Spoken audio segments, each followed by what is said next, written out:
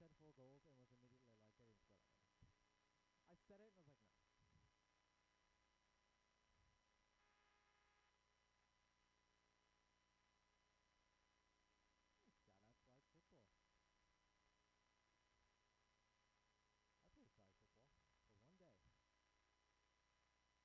Shout out flag football. I played flag football for 1 day. I played flag for 1 day, saw kids 4 times my size, decided it wasn't for me. You play tag on football? To when?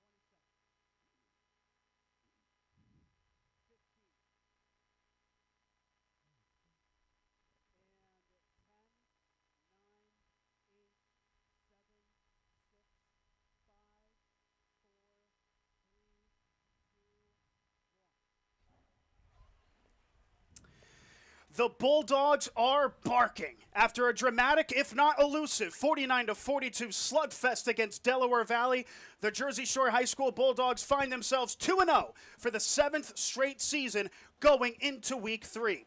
But few teams would want to spoil this early party more than their opponents tonight. Selinsgrove versus Jersey Shore has been one of the biggest rivalries in the district this past decade, with both sides meeting each other in the postseason, it seems, time and time again. But the Seals, much like the red-hot Bulldogs, have been plagued with one of their youngest rosters in recent memory and still chase their first win of the season after a couple difficult losses. With the rivalry continued, will the Bulldogs keep the train rolling and get their first win at Selinsgrove in multiple years, or will the noisy neighbors to the south provide a massive shock in the high school football landscape? It's the Jersey Shore High School Bulldogs taking on the Selinsgrove High School Seals, and it's live right here on the Bear Country Sports Network. Great to have you with us here tonight as afternoon turns to evening in the Keystone State. Alongside producer Tom Fleming and color commentator Ryan States, I'm Nicolas Severini, and we're live from Harold L. Bolig Memorial Field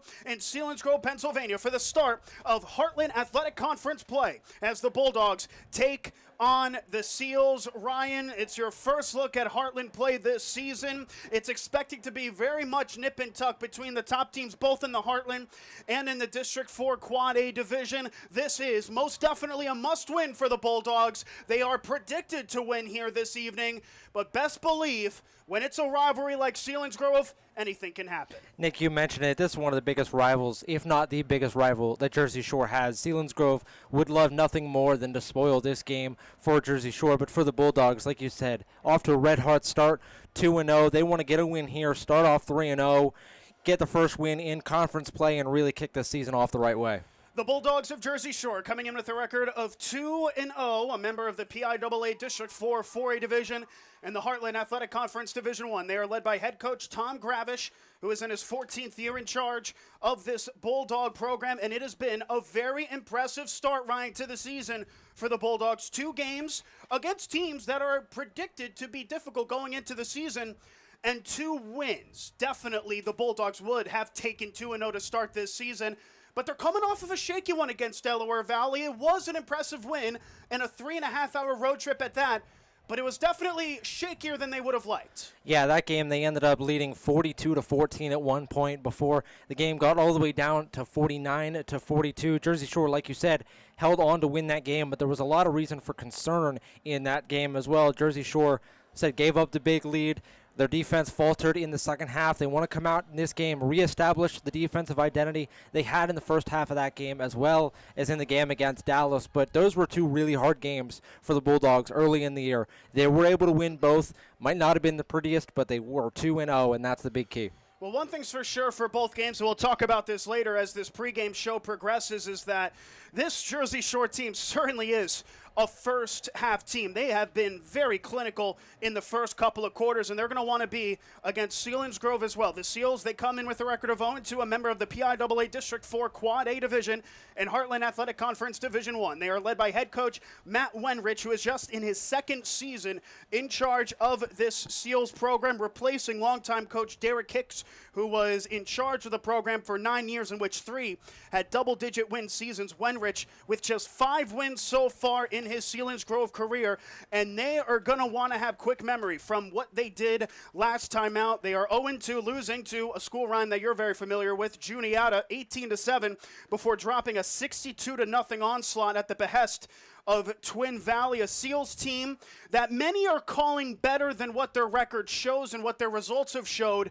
And again, when you're in a rivalry type of game like this, potentially a budding rivalry, with the amount of times these 2 teams have faced each other, you almost throw the records off the door.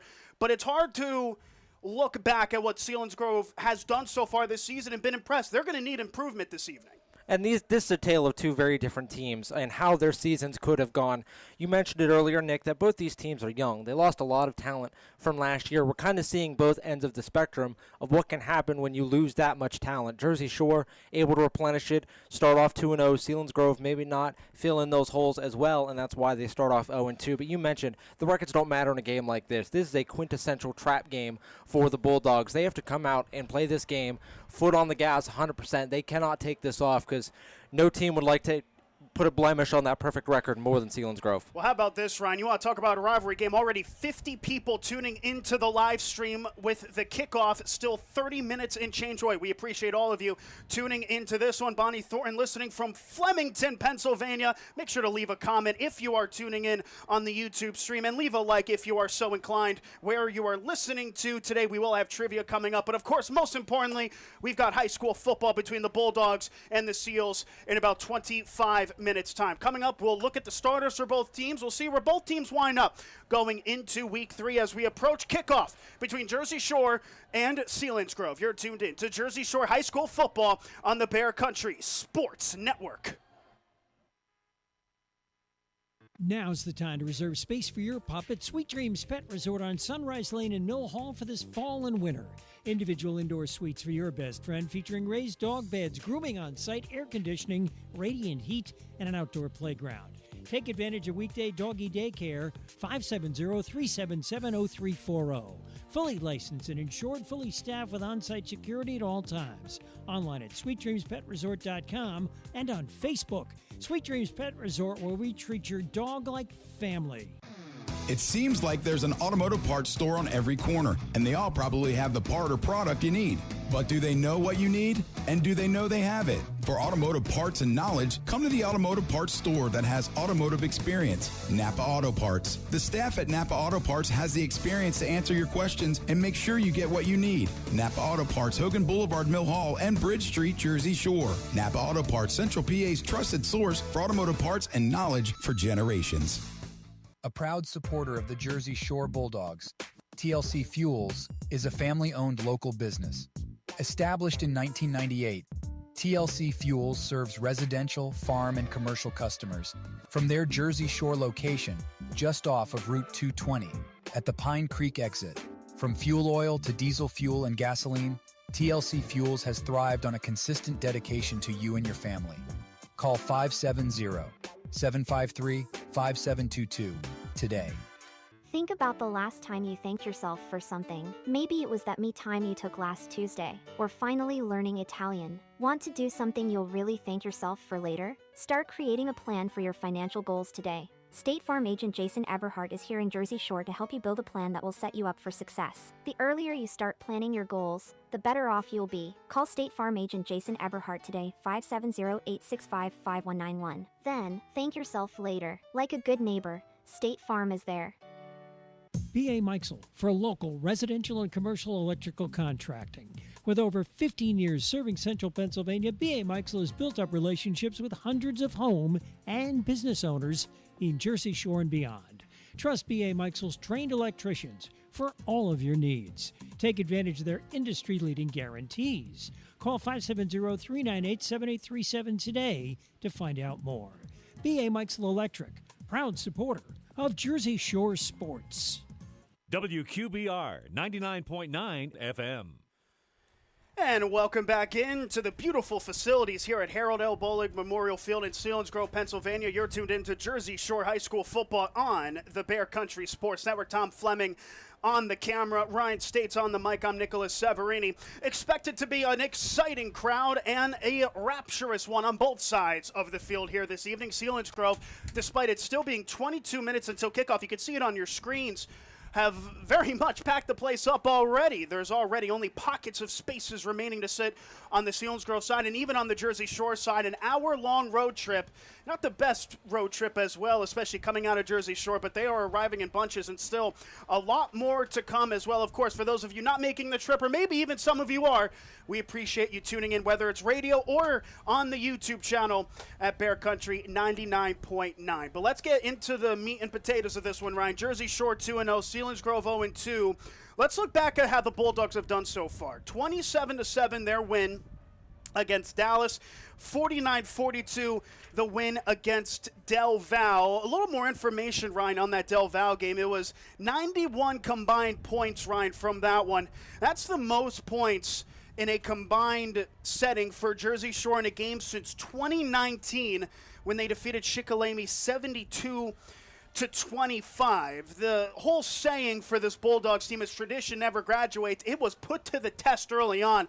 And so far, it's passed with flying colors. I was reading the Sun-Gazette previewing this one. Chris Massey had a quote that a lot of people saw the word small when they saw what Jersey Shore would do this season. If they're small, they're sure as heck playing big through 2 weeks. Yeah, they are small, but they are mighty. This team has been some warriors out there on the football field these past 2 games, and you saw it no more than in that Delaware Valley game. When you have a game like that where you're up big, they clearly took their foot off the gas a bit, and it came back to bite them. There's that Delaware Valley coming all the way back in that game. You saw the resolve that this team has. When they were only up a touchdown, Delaware Valley was driving. That Jersey Shore defense stood tall when it mattered most, got the stop to get the win. I think that says a lot about the character of this team and this group under head coach Tom Gravish. They are a feisty bunch of Bulldogs, and you can see it on the field. Well, it's all 22 that make the difference, Ryan, but a couple have stood out in the position players. Nolan Pauling, the sophomore quarterback, is second in the Heartland Athletic Conference in passing yards. Only Wyatt Brocious of Bloomsburg has had more in the entire conference, and Carson Watkins is second in receiving yards, but topping the tables, Bo Sechrist in rushing yards. He has 219 rushing yards, 156 of those, Ryan, coming against Delaware Valley. You pair him with Cash Harrod, and you're looking at one of the best, maybe some say the best, running back duos in all of the conference, and maybe in District 4 Quad A as well. What did you see from the two in the backfield in last game? I think who impressed me the most last game was Cash Harrod. The second-level speed Harrod had was something that you very rarely see from high school players. His ability when he got to the second level, he just took off like a rocket. It was hard to catch him running down the sideline. Had 3 touchdowns in that game against Delaware Valley. 3 big touchdowns as well. You pair him with Sechrist, a more bruising back, a more kind of war of attrition type of running back who maybe only get 4 yards a carry, but you're going to fight for all of those 4 yards in the defense. They're going to be bruised up afterwards. Pair them also with Nolan Pauling. Pauling, no slouch on the run side either. 35 carries, 130 yards, and 3 touchdowns already this season. When you combine those 3 in a backfield, it makes a run game that is really hard to stop. We didn't forget the defensive side of the ball. 3 different guys have 20 tackles or more coming into week 3. Cash Harrod, Bo Sechrist, and Luke Thompson not far behind, as well as Talon Lope, who has a recovered fumble and 19 total tackles on the season. This linebacker group, though thin in terms of depth, Ryan, is looking to also be at an elite level early on. And we talked about the running backs, the 2 starting linebackers, Cash Harrod and Bo Sechrist, make impact plays there as well.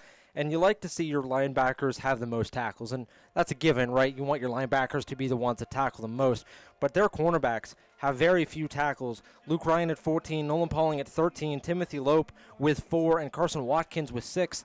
And that's a really good thing because they're not missing tackles. That means players aren't getting to the second and third levels to be able to break them. We'll step aside real quick for the anthem. When we return, we'll discuss Selinsgrove through week 3. You're tuned in to Bulldog Football on the Bear Country Sports Network. Welcome, Creek Unique Candles and More and Tightrope Films to Lock Haven. Located at 20 Bellefonte Avenue, featuring handmade candles plus everything from dog treats to 3D printed vases. All handmade products. And Tightrope Films, where Thomas Fleming looks to give your wedding or other special event a special look. Content for clients at an affordable price. Visit today. Creek Unique Candles and More and Tightrope Films, open 10 till 6 Monday through Saturday. 570-244-6882. Find them on Facebook. It seems like the cost of everything is on the rise, but Erie Insurance can help make sure your auto insurance premium isn't one of them. Avoid rate increases with Erie Rate Lock.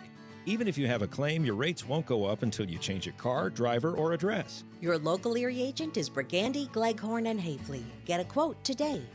Erie Rate Lock is not available in all states. Other conditions and limitations at erieinsurance.com. Go to erieinsurance.com for company licensure and product details. Always supporting the Jersey Shore Bulldogs, it's the Twilight Diner in Loganton, open 7 days and featuring a full menu, breakfast, lunch, and dinner, and daily specials. So good people ask for their food by name, and they bring that great taste on the road with the Twilight Diner on wheels. And now at this area's newest venue for weddings, reunions, and gatherings, Miller's Barn in Tylersville. Hold your next event in the middle of Amish country. Twilight Diner, 603 North Mill Street, Loganton. 570-725-3911 for takeout. Fred Ham Disposal has proudly served the community with residential and commercial trash removal for the last 55 years. They're a family-owned company that cares about the environment and their customers, providing extensive trash removal and recycling options. Their fleet of trucks provide reliable pickup service, and they give you a chance to pay your bill online. Fred Ham Disposal, here for you. Call 570-398-1814. Fred Ham Disposal. Get ready to hit the road with these great trips in October through Susquehanna Trailways. On the 2nd, it's Fall Holiday Mystery. The 4th, the Rail to Trails Bike Ride. On the 5th, the DC National Zoo. The 15th, Lehigh Gorge Train Ride. And on the 19th, Boo at the Philadelphia Zoo. Call Susquehanna Trailways, 570-322-5361, weekdays between 8 and 4. Check the Trailways Facebook page and website for more info. Hit the road with Susquehanna Trailways. Bear Country, 99.9 FM. Well, in the midst of the break, we just heard probably one of the best national anthems we will hear all season. An excellent job on the opposite side. You might have seen it on the screens during the break of the Selinsgrove Choir singing a beautiful rendition of the national anthem as we're ready to get one of the most American things, Ryan, that you can possibly do, and that's Friday night high school football right here on the Bear Country Sports Network. It's Jersey Shore, it's Selinsgrove. It's starting in about 15 minutes' time. We'll talk a bit about the Seals here, Ryan. 0-2 on the year in light of their first Heartland Athletic Conference match of this season, losing to Juniata 18-7, a 62-0 loss against Twin Valley that occurred in their last game. They were down, Ryan, 42-0 at the half. And Ryan, when you look at the stats, nothing really stands out positively for the Seals in that game. And those games are going to happen from time to time. What's interesting to me is how they're going to respond in this game. You know, when you're coming off a loss like that, you almost feel like you have nothing to lose. And when you have nothing to lose, going into a big rivalry game like this one is, it can be a dangerous cocktail for the opposing team. But an 18-7 loss to Juniata really does not look that bad on paper. Juniata, normally a very good football program. So Selinsgrove, I think, is better than what their record is, but we'll see it on the field here today. Well, one person on the offensive side of the ball that stands out is Brett Rice. 30 carries for 139 yards this season and 1 touchdown, averaging 4.6 yards a carry. But it's really been a tale of 2 games for the senior halfback. 10 carries, 34 yards against Twin Valley. He had 105 yards against Juniata, and he has stepped up early on. You'd imagine he'd need to have a big impact today. And Jersey Shore struggled with the run last week. That's how Delaware Valley got back into that game, was they started to run the football effectively. Jersey Shore did a good job early on shutting it down, faltered there in the third quarter. So that's Selinsgrove's path to win this game. They need to run the ball on first, second, and sometimes third down. They need to establish the line of scrimmage if they want to beat the Bulldogs. And of course, with the Bear Country Sports Network doing Lock Haven football as well, we'd be remiss not to bring up the name of Wyatt Teets. 10 catches for 98 yards. Rocco Amato's favored target this season. Over half of his receptions have come, his throws have come to Teets. 4 catches against Twin Valley, 6 catches for 79 against Juniata. He's never had a reception against Jersey Shore in his career, but probably the best two-way player that Selinsgrove has. He'll be a big impact player. Yeah, and I would expect him to get a reception in this game very early on. He's the one that Amato's going to look to in early downs to pick up those 5 to 6 yard chunk gains and try to keep the offense ahead of the sticks. He mentioned him on the defensive side as well. He's going to be a big impact player for the Selinsgrove team.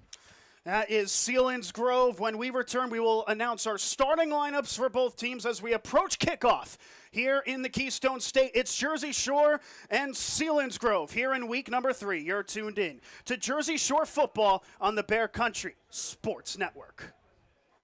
Reliable. That word sums up Hollick's Coal and Oil in Jersey Shore. Stocked and ready to go for fall and winter, Hollick's is a phone call away, 570-398-1190. A fixture in the community for the last 75 years. Hollick's Coal and Oil will fill you up shortly after you call. Hollick's Coal and Oil, 248 Locust Street in Jersey Shore. Hollick's Coal and Oil, 570-398-1190. Fall is calling and adventure awaits. This is Graham at C.H. Waltz Outdoor and RV, and we're rolling out unbeatable deals as the season turns. Save thousands and choose from top brands like Forest River, Winnebago, KZ, and Intech RV in a great selection of floor plans. At C.H. Waltz Outdoor and RV, we believe in transparent pricing, no pressure sales, and absolutely no hidden fees. Visit us in the Pine Creek Valley or online at chwaltzoutdoor.com. Adventure awaits at C.H. Waltz Outdoor and RV. Life moves pretty fast, and so does technology. So we should be proud that after over 40 years, Reese's Print Shop in Lock Haven still provides excellent work for everyone in Bear Country. So many other print shops have closed their doors, but Randy Reese still offers digital and offset printing at competitive prices, and they're fast. Reese's Print Shop, 7 East Main Street, Lock Haven. Stop in, email randy@reesesprintshop.com or call 570-748-6528. Reese's Print Shop. See what we can do for you or your company. New home, big dreams, real life plans. You're saving, you're doing the best you can. You need a friend and a helping hand. Journey Bank, Journey Bank.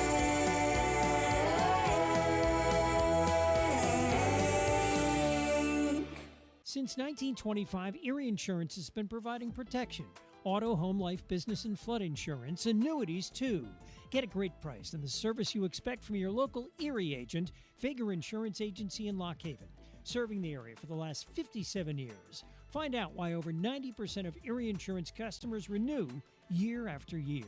Call 570-748-3570 to get a free quote. Fager Insurance Agency, 511 East Church Street, Lock Haven. Cutting Edge Country, WQBR, The Bear. Less than 10 minutes till kick here in Selinsgrove. Jersey Shore versus Selinsgrove live on the Bear Country Sports Network. Before we announce the starting lineups, for those of you tuning in early, and that's over 150 of you, thank you for the support. We're going to reward you here a chance to win either a Burger King gift card or PA lottery tickets. Here's how you do it. We are about to give you a trivia question and the phone number. If you get the trivia question right, you'll be put in a lottery. The winner will be announced at halftime. You'll receive either a Burger King gift card or a PA lottery ticket. As we see Jersey Shore out onto the field in white today. Ryan, what is our trivia question for the first half? Nick, here you go. When is the last time Jersey Shore won at Selinsgrove?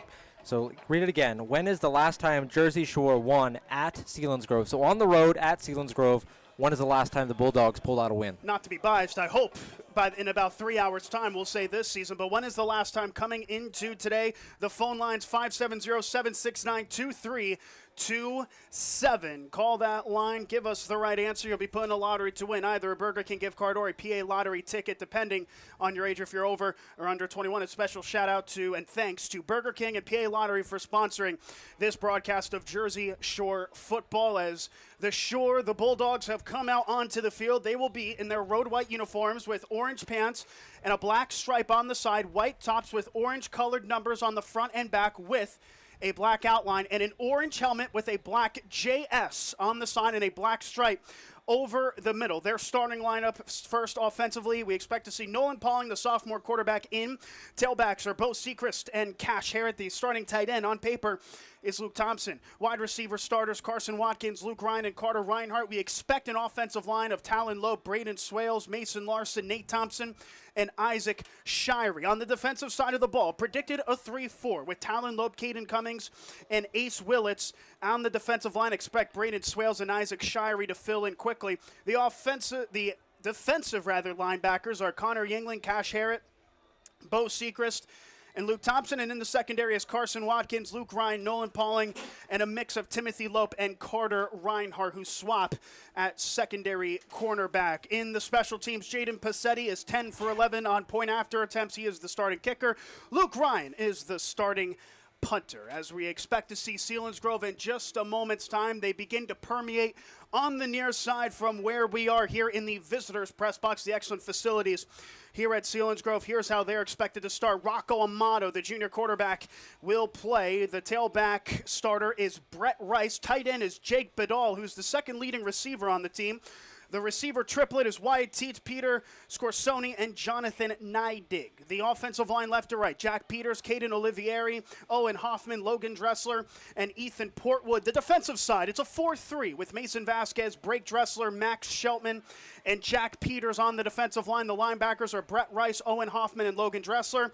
And in the secondary, Nash Fordyce, Jake Badal, Wyatt Teets, and Jonathan Neidig with Peter Scorsoni expected to fill in. As we see the beckoning American flag for Selinsgrove as they come out onto the field, they are going to be in a nightmare uniform combination as a broadcaster. They're home red and dark blue for today. White pants and red jerseys with dark blue colored numbers with a white outline on the front and back, and a white helmet with a stripe over the middle for Selinsgrove today. As we'll step aside one more time. When we return, it will be kickoff between Jersey Shore and Selinsgrove on the Bear Country Sports Network. Charles Construction is a full-service site development contractor performing all phases of residential and commercial work. Excavation, foundations, sewer, water, and underground utility installation. Paving, too, also working with the natural gas industry. Community-oriented, Charles Construction supports the Jersey Shore Bulldogs. Call today, 570-753-3595, located in Avis at 858 East Central Avenue. Charles Construction, serving the community for the last 54 years. You owe it to yourself to come into Kleiny's Home Furnishings, Route 150 between Woolrich and Avis, and find out for yourself why generations of happy customers keep coming back, keep coming home to Kleiny's. Quality, value, service, selection. And Kleiny's offers free delivery and 6 months same as cash. Right. That's why it keeps our family coming back, coming home to Kleiny's. Online at Kleiny'sFurniture.com. From mowing to harvesting and taking care of snow, Dotter Equipment just south of Mill Hall on Route 64 has what you need to get it done. Want to keep your home warm and cozy? Check out the Crown Royal Outdoor Furnaces. If you're cutting your own firewood, Dotter Equipment is your steel dealer. Dotter Equipment for Kubota, Honda Power Sports, Suzuki, Land Pride, steel, trailers, and accessories. See it all now at Dotter Equipment, just south of Mill Hall on Route 64. Visit us online at DotterEquipment.com. Why choose a Sleep Number smart bed? Can I make my site softer? Can I make my site firmer? Can we sleep cooler? Sleep Number does that. Cools up to 8 times faster and lets you choose your ideal comfort on either side. Your Sleep Number setting. It's the Sleep Number biggest sale of the year. All beds on sale, up to 50% off the limited edition smart bed. Limited time. All Sleep Number smart beds offer temperature solutions for your best sleep. Check it out at a Sleep Number store or sleepnumber.com today. Looking for a great time in Avis? Head to Mother Carol's Midtown Bar, the friendliest place in town. Grab a cold beer or malt beverage, soak in the good vibes, and meet the amazing bartenders and friendly crowd. Challenge your friends to PA skill games or shoot some pool. And yes, smoking is permitted. Family owned for 49 years, you'll find us at 111 West Central Avenue in Avis. Open 3 to 10 Mondays, 11 to 10 Tuesday, Wednesday, Thursday, and 11 to 11 Fridays and Saturdays. WQBR 99.9 FM. Jersey Shore has won the toss, and they have elected to receive here in the first half. From where they are standing, they are going to receive from right to left from where we are in the visitors' press box. Selinsgrove in red. They will kick from left to right. 2 back deep to return here for the Shore. Carter Reinhardt has been the primary returner. Also back deep to return is number 6, Carson Watkins, with Logan Dressler of Selinsgrove set to kick it. He places the football with his left hand on the left side hash of his own 40, takes about 4, 5, 6, and even a 7th step back to the 35 as the referee blows the whistle, and we're all set to go here in Selinsgrove. It's the Heartland Athletic Conference matchup. It's Selinsgrove, it's Jersey Shore as Dressler raises his right hand, keeps the right hand raised, lowers, steps up to the football, boots it away, and we're underway here at the Grove. This one returned at the 5. He'll take it to the 10 as Watkins, outside right hash 15 to the 20, bounces outside the numbers to the 25, and will get pushed out of bounds and rattled down to the turf just shy of the 30-yard line. Good return. And here comes Nolan Pauling, the sophomore quarterback, 21 for 33, 374 yards, 3 touches, and 2 interceptions on the season, set to lead this young Jersey Shore offense. 2 tailbacks in the backfield is Harrett and Bo Sechrist to the right and left of Pauling. 3 receiver set, 2 to the right, 1 to the left. 1st and 10 as this quarterback takes a snap, hands off Sechrist, weak side, immediately met in the backfield, and he'll maybe get back to the line of scrimmage before it's being stopped right at the 30-yard line. Excellent penetration initially. Looked like a linebacker blitz who got into the restricted area and made the stop. It looked like that was a triple option play. Pauling decided to hand off to Sechrist. It was the wrong decision. On 2nd and 10 after no gain. Pauling takes a snap. Option play. Tries to flip it, and the ball is out. It's loose. It's a dive on, and the Seals have it. Oh, a calamitous error there on the option as it looked like Harrod was unable to receive it, and Selinsgrove, one of the players in the backfield, dove on top of it. A nightmare start for the Bulldogs as Selinsgrove will have 1st and 10 inside the Jersey Shore 25. Well, we said this was going to be a trap game, and one way the Jersey Shore is going to pigeonhole themselves in this game is with turnovers. An early turnover there on the first drive after receiving the opening kickoff, a nightmare start for the Bulldogs. Selinsgrove gets a chance to go up early. Big turnover early, and so 1st and 10 at the Bulldog. We'll call it the 23. Amato will start in the pistol set. Brett Rice, the tailback behind him. It's a 2-receiver set. Rather, it's an I formation. Amato is under center. Motion man right to left is Teets. Shore showing blitz as it's a handoff up the middle of the Rice. He's going nowhere. Big blow there from Cash Harrod into the A-gap as he makes a stop a yard behind the line of scrimmage. That's a 1-yard loss. It's an early blitz there for the Bulldogs. Showed 7 rushers on that play. Came with all of them. Good play call there at the right time to shut down the run. They're not afraid to blitz, are they, Jersey Shore, this season? That one a loss. We'll call it maybe of 2.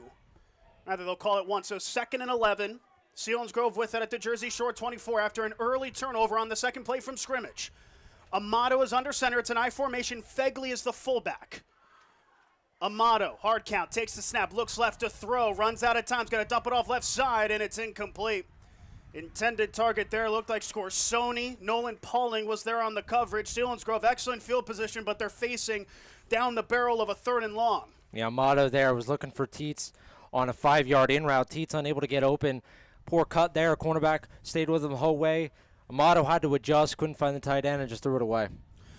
Minute 15 into this ball game. 10:44 left in the first. We're still scoreless. Selinsgrove with it, a 3rd down and 11 at the Jersey Shore 24. Their 3rd offensive play. They go 2 receivers left, a tight end situated on the right side. Rather, that's 2 tight ends. I formation. Amato under center. Takes the snap, looks to throw, looks right, now to the left side, one-on-one, looking for the end zone, dives, and he held on to it. No, it's incomplete. It's incomplete. It was one-on-one coverage on the far side. It looked like initially the receiver, maybe even the defensive back had it. But in the end, they were pushed out of bounds. Jonathan Neidig, the intended target. It sets up 4th and 12, and in the area of uncertainty, we'll see what they decide to do. Well, I'll tell you what, Nick, Neidig caught that ball. He caught it, but he didn't get his foot in bounds. An incredible catch there by Neidig on the deep fade route. Was covered there by Watkins. Watkins able to get enough of it to where Neidig couldn't get a foot back in bounds, but that was a really good throw and catch, and a hair's away from a touchdown. You're darned if you do, darned if you don't from this position. At the Jersey Shore 24, 4th and 11. Amato is in the pistol. 2 receivers set, 1 right and left. They're going to go for it. Amato takes the snap to throw, fires left side, slant pass. It's behind the receiver and incomplete. A turnover on down to. It was a great route by Jonathan Neidig, but Amato threw behind his back shoulder. He wasn't able to haul it in. In coverage, looked like Ryan, and it'll be a turnover on downs. Both offenses with early turnovers. Jersey Shore with blushes spared. Yeah, Neidig on that route. It was a 7-yard slant route. Ran it just short of the line to gain, hoping to cut upfield. Amato, like you said, throws a bit behind him and hit the turf. On 1st and 10, Pauling in the gun. Trips right, 1 left. Pauling the snap, and now we have Laundry. Flag is down. It's from our head official, and that looks like in the area of false start. Something that the Bulldogs struggled with against Dallas, notably in Week 1. It looks like it's come back to bite them on their second offensive drive of the game. Yeah, in that game against Dallas, they struggled with the Laundry. Not as much in their second game, but like you said, comes back here early. Same formation, Pauling in the gun, tailback to his right, Sechrist, another option play. Pauling immediately wrapped up. He's going to get brought down for a loss. The option play really struggling here. It's the freshman Blake Dressler with his first TFL, his first lone TFL of his career. And that's going to back Jersey Shore up. 2nd down, and they'll call it 17 after the 2-yard loss. It backs them up to the 15. 2nd and 19, rather. As Pauling has it, motion left to right is Reinhardt. Pauling in the gun, takes a snap, looks right, now left. He's got fired over the middle, looking for Watkins. He catches it right shy of the 40 to the 39.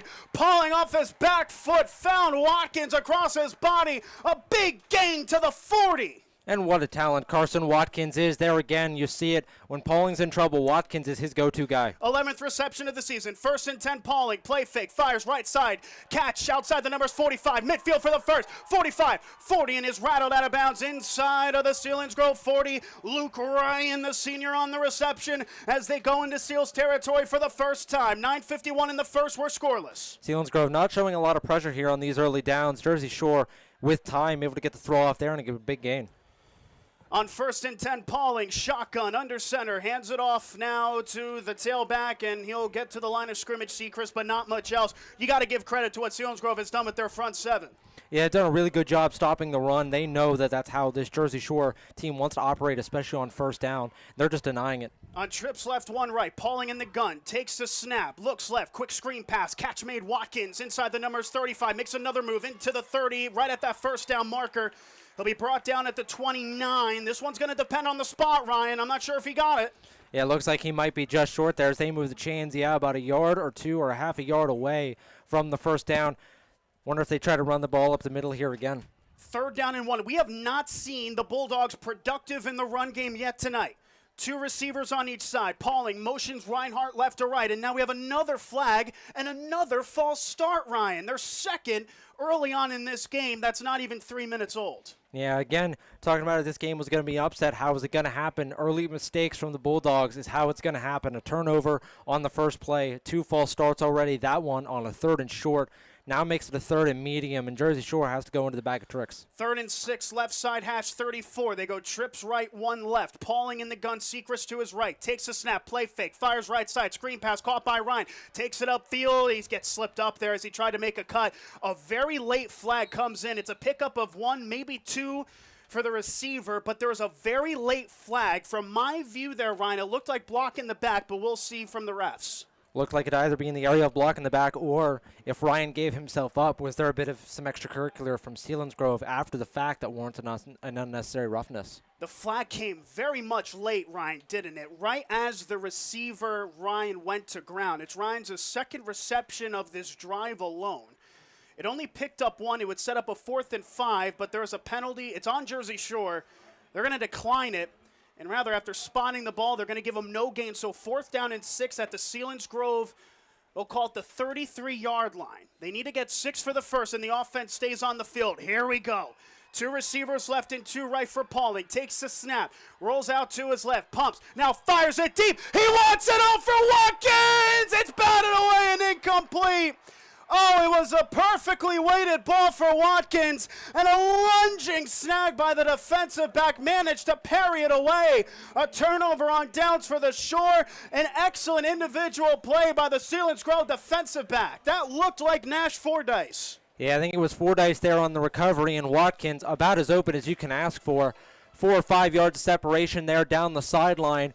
Selinsgrove played in a short cover 2, wasn't expecting the deep ball. Jersey Shore went for it all. A slight underthrow there from Pauling. If he'd put a little more ahead of him, Watkins had to come back to the ball. It looked like just a hair, and it was enough for Fordyce to get a hand in there and knock it away. 8.5 minutes left in the first. We're still scoreless. Selinsgrove at their own left side, 34, 1st and 10. Amato under center, takes a snap. Handoff, tailback Rice, weak side, bounces outside the numbers. We'll get right to that line of scrimmage, but not much else, as both rushing offenses are really struggling here in the early going. Rice unable to get upfield. Yeah, I was going to say, if you're a fan of running the ball, this might not be the game for you. Both these teams selling out to stop the run. Really both of them wanting to force their quarterbacks to throw.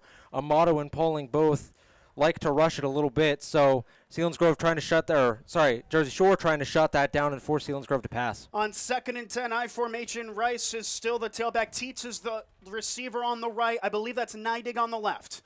Amato to pass. Quick slant route. Catches made upfield. He's immediately routed. Nearly lost the football. It looks like he recovered it as forward progress marks him at the 42. That was a heart and mouth moment for Teets, who made the reception but paid the price. Got 5, 3rd and medium. Yeah, and if that ball comes out of his hands, that's the question of, is it a drop ball or is it a fumble? It was right in that gray area. He caught the ball, was looking to try to turn upfield. That's when the ball came out. Luckily for Teets, able to get it back, complete the catch, and no worry of a fumble. They're going to give them 4, so 3rd down and 6. Selinsgrove at their own 38. They need the 43 for the first. 2 left, 2 right, the receivers. Amato is in the pistol. Rice is behind him, wearing very bright green cleats to tailback as Amato takes a snap. Quick throw right side. Catch made for the first down. It's Teets. Breaks a tackle in midfield. 45-40 and is rattled down from behind inside of the Jersey Shore 35 to the 31. Well, Selinsgrove is looking at the tape, aren't they? They saw the blitz, ran the quick route, and Teets turned it upfield for a big gain at the Jersey Shore 31. Yeah, the Bulldogs are not scared at all to blitz. They will blitz early and often. Selinsgrove, you're already seeing them, like you said, watching the game tape, a lot of short passes, a lot of 3 or 4 yard slant routes, trying to cut them up the field. That one a big gain for Teets. Past the halfway mark in the first. We're still scoreless, less than 7 minutes in the first. Trips left, one right. Amato is in the pistol, Rice behind him. Amato gets the hands out, takes a snap, quick throw right side again, another catch, this time to about the 25. That's Jonathan Neidig, who makes his 5th reception of the season. It gets inside of that Jersey Shore 25, short of the line to gain, but a pickup of 6. Already another slant route. That's their 4th called slant route in just 2 drives.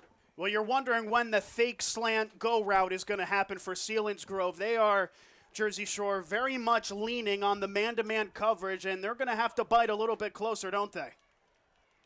So on 2nd down and medium, Amato's in the pistol. Tight end lined up right side is Bedal. As Amato takes snap, it's a handoff to the tight end. Rather, it's a different number as he cuts back inside of the 10, the 5, and he's into the end zone. That's a Selinsgrove touchdown on a tight end give. It was, I believe, from my view, Andrew Gasumaria. We'll have to get a confirmation on it. It looked like the number 9 for the Seals lined up at tight end, cut it back to the weak side, and a stunning start to this ball game with 6 minutes left in the first. It's Selinsgrove 6, Jersey Shore nothing. And some good play fake there. Rocco Amato stepped up like he was going to run. The Jersey Shore linebackers bit hard, went to crash down. Amato then turns off, hands it off to what you think I said is Gesumaria, able to get to the 2nd level, and from there no one could touch him on his way to the end zone. Kinley Weiser is the starting kicker, 1 for 1 on extra points this season. The holder is Wyatt Teets. Snap hold kick is partially blocked. Did it curl left? It did. It's no good. So they missed the point after attempt. It's the first miss of the season for Weiser, but Selinsgrove draws first blood, up 6-0 against the Shore. And I have to report here in terms of the listener numbers, we are on pace for an all-time showing, already over 450 tuning in, almost 500 already in the first quarter. We appreciate you guys all tuning in. If it's your first time, Ryan States on color, Tom Fleming on camera. I'm Nicolas Severini. We appreciate you for tuning into the Bear Country Sports Network's production of Jersey Shore High School football. And I tell you what, Jersey Shore, they've struggled early on both sides of the ball. Selinsgrove definitely came in with a good game plan, and it bore fruit. This is a team, Ryan, with only 1 touchdown all season, and yet they go up 6-0 with 6 minutes left in the first. And we've not seen this yet from this Jersey Shore team. We've not seen them trail early in the game yet so far this season. In both games, they took control early on. Not the case here. Feels like they're the ones reeling. I'm interested to see how they're going to respond here on this drive. This is the first time that the Bulldogs have trailed this season. And they will return the ball right to left here in the first quarter with 6 minutes left in the first. As this one gets booted away, Watkins returns it to the 10. He takes it 15 to the 20. Outside the numbers, splits the defense and gets rattled down at the 25. Jersey Shore, this is their 3rd offensive possession. Their first one on the 2nd play from scrimmage ended in a fumble that was lost. And then they had a turnover on downs inside of the Selinsgrove 40. What do they do here? It's been a lot of repetitive plays for them so far. Already 4 times as they tried to run the option, thrown 3 short screen passes already. They're showing their hand pretty early on here. Selinsgrove done a good job to stop it. Where the Bulldogs have had their successes with the go balls. 2 go balls, 1 caught, 1 almost caught for touchdown. Want to see if they do more of that. Trips right, 1 left, Pauling in the gun. Takes that quick throw, and it's dropped incomplete. He was on a spiral for the receiver, Carter Reinhardt. And it wasn't a deflected pass, but Max Sheltman got his left arm out, and that might have impacted the way Reinhardt was trying to pinpoint it. It turns into an incompletion. Yeah, Reinhardt there looked like he didn't see the ball until about the last second. On 2nd down, handoff, Seacrest gets to the right side. Pass the line of scrimmage to the 26, and will get rattled down from behind. Forward progress gives him to about the 27.5-yard line. Pickup of about 2.5, and that's been the running game for both teams, really. Less than 6 minutes left in the first. The Shore trailing by 6. They'll have a 3rd down, and we'll call it 8. trips left, one right. Pauling in the gun to snap, looking to throw, under pressure, rolls out to his right, going to try to tuck and run it himself. Outside number 30, first down to the 35, and will go out of bounds on his own volition to the 37, but hold on, we have another flag on the play. A flag that, for the second time today, comes in very late as Pauling was stepping out of bounds. He got enough for the first, but this flag puts everything in jeopardy. And I'm questioning as to what the call is there because the ref who threw the flag was looking at Pauling as he ran out of bounds. It didn't look like, from my point of view, Pauling was shoved. And there it is. It's a sideline warning on Selinsgrove. So he was looking at the sideline there and must have heard something through the flag. So the first down counts, first down and 10. They're going to mark it a yard back to the 36. So the Shore with it at their own 36, right side hash, 5.5 minutes left in the first. Bulldogs down 6, 4 receiver set, Pauling the snap, fakes, now fires the screen left side, Watkins makes the catch, upfield, spins away from a defender but gets tripped up at the 41. Watkins spinning himself forward. On the tackle was Crew Carter, it seemed, as he was able to get the shoestring tackle, a pickup of 4. And a really good open field tackle there from Carter. Those are not easy tackles to make. Carter kind of had to reach back, was able to just get enough of the foot there to knock him down. On second down and 6, Pauling option, pitches right to Seacrest, gets outside, has room, 45, first down and more, across midfield, and pushed out of bounds at the Selinsgrove side in Seals territory to the 49. That's the first time that option play has worked, Ryan. And that's what Jersey Shore wants to see. They want to be able to run the ball on early downs, get chunk plays on the ground, not so much through the air. Struggled so far. There's their first one. On first and 10, Pauling will hand it off again to the tailback. Cuts to the left side, 45. He's got room, 40, and has the first down. Blockers ahead, 35, outside the number 30, and is pushed out of bounds at the 25. A lot of extracurriculars. Referee wants the flag, and they're going to get it. Well, the referee was struggling trying to get the flag out as Seacrest was rattled down. Wyatt Teets with a late hit as Seacrest went out of bounds. This is going to be a gain of about 20 to 25 yards, and they're going to tack on some more on the personal foul. Now the running offense is going. Yeah, Seacrest there running out of bounds. It looks like a Selinsgrove defender gave a bit of an extra shove there to throw him out of bounds. That's what warrants the flag. But like you said, Nick, Jersey Shore finally getting that run game going, and this is how they want this offense to work. Struggle early on. Selinsgrove not showing as much pressure up the middle, and Jersey Shore taking advantage. On first and 10 inside the 15, Pauling in the gun. It's going to reverse out to the left side, and no one expects it. Outside the numbers 15, 10, 5, touchdown, Jersey Shore. Luke Ryan with his first carry of the season. It goes to the painted turf.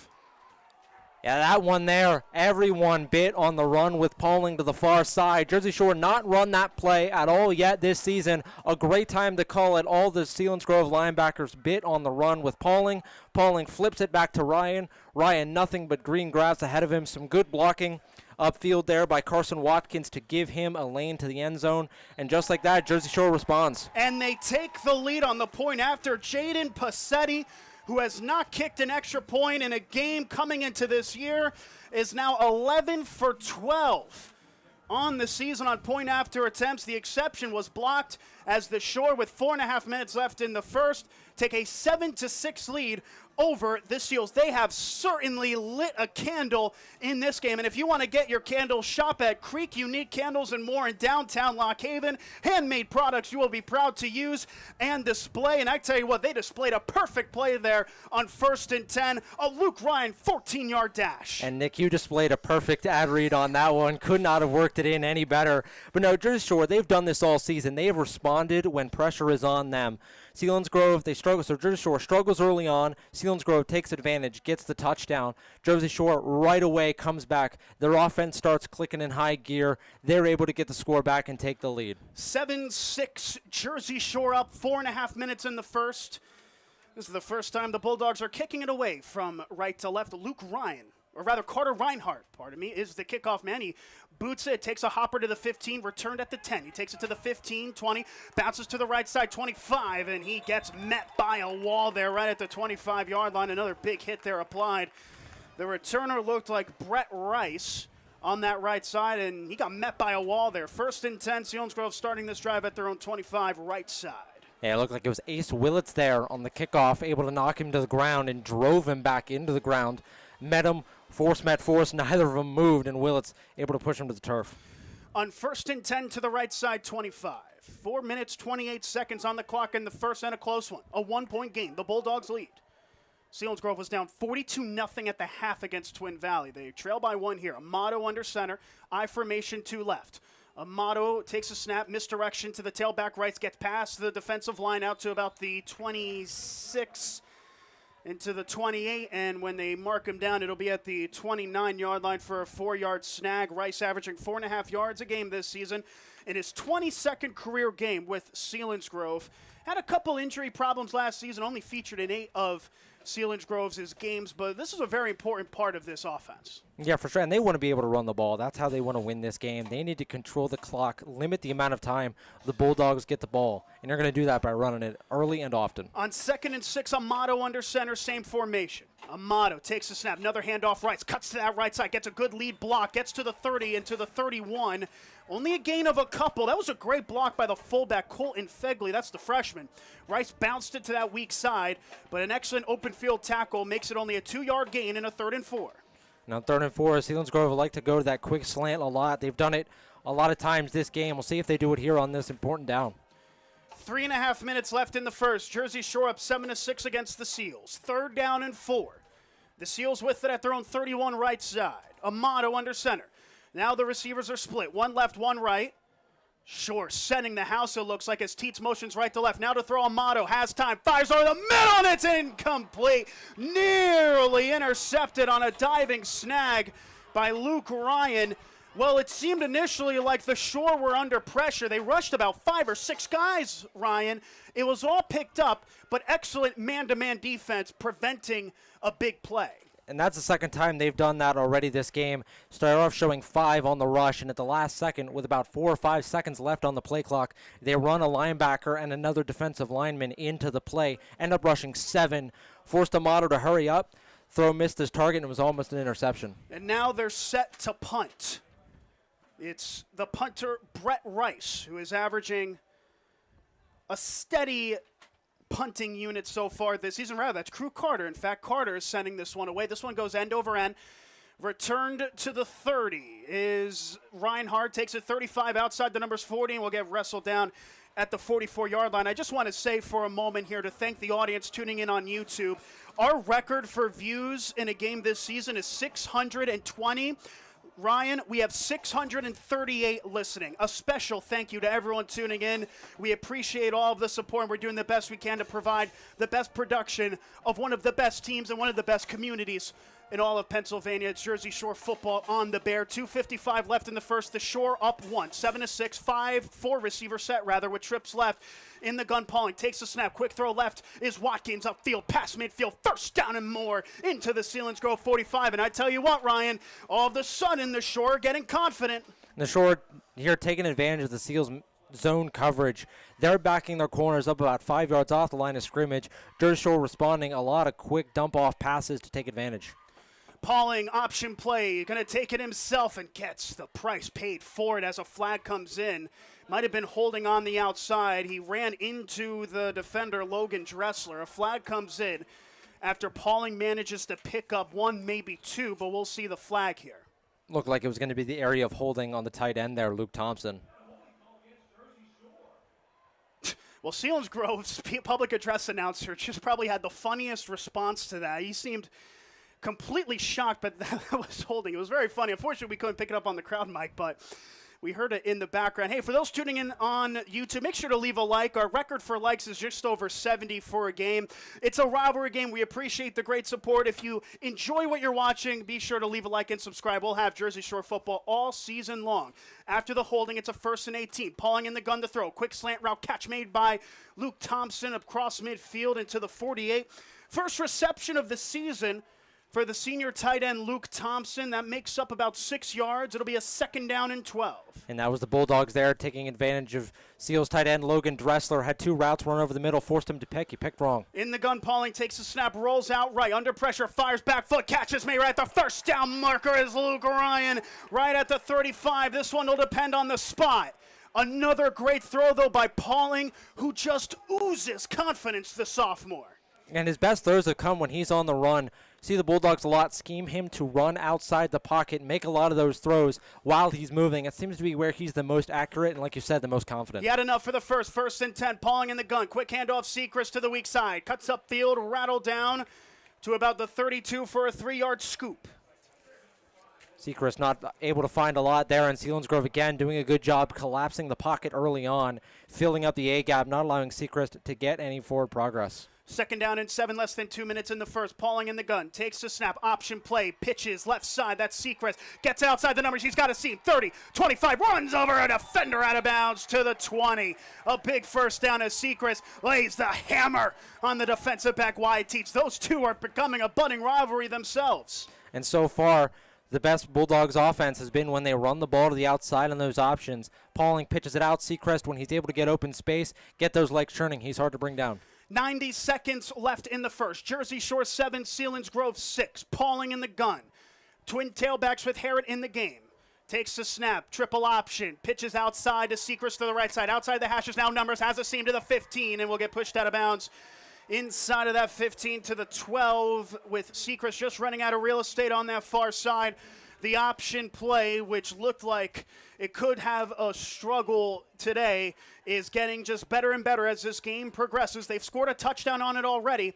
Picks up 9 on that one. It'll be a 2nd and 1 at the 12. 1:15 left in the first. Pauling in the gun, tailback left Seacrest, 4 receivers set, motion man right to left Watkins, it's an end around to the receiver, has a seam on the outside numbers, runs over a defender inside the 10 for the first down.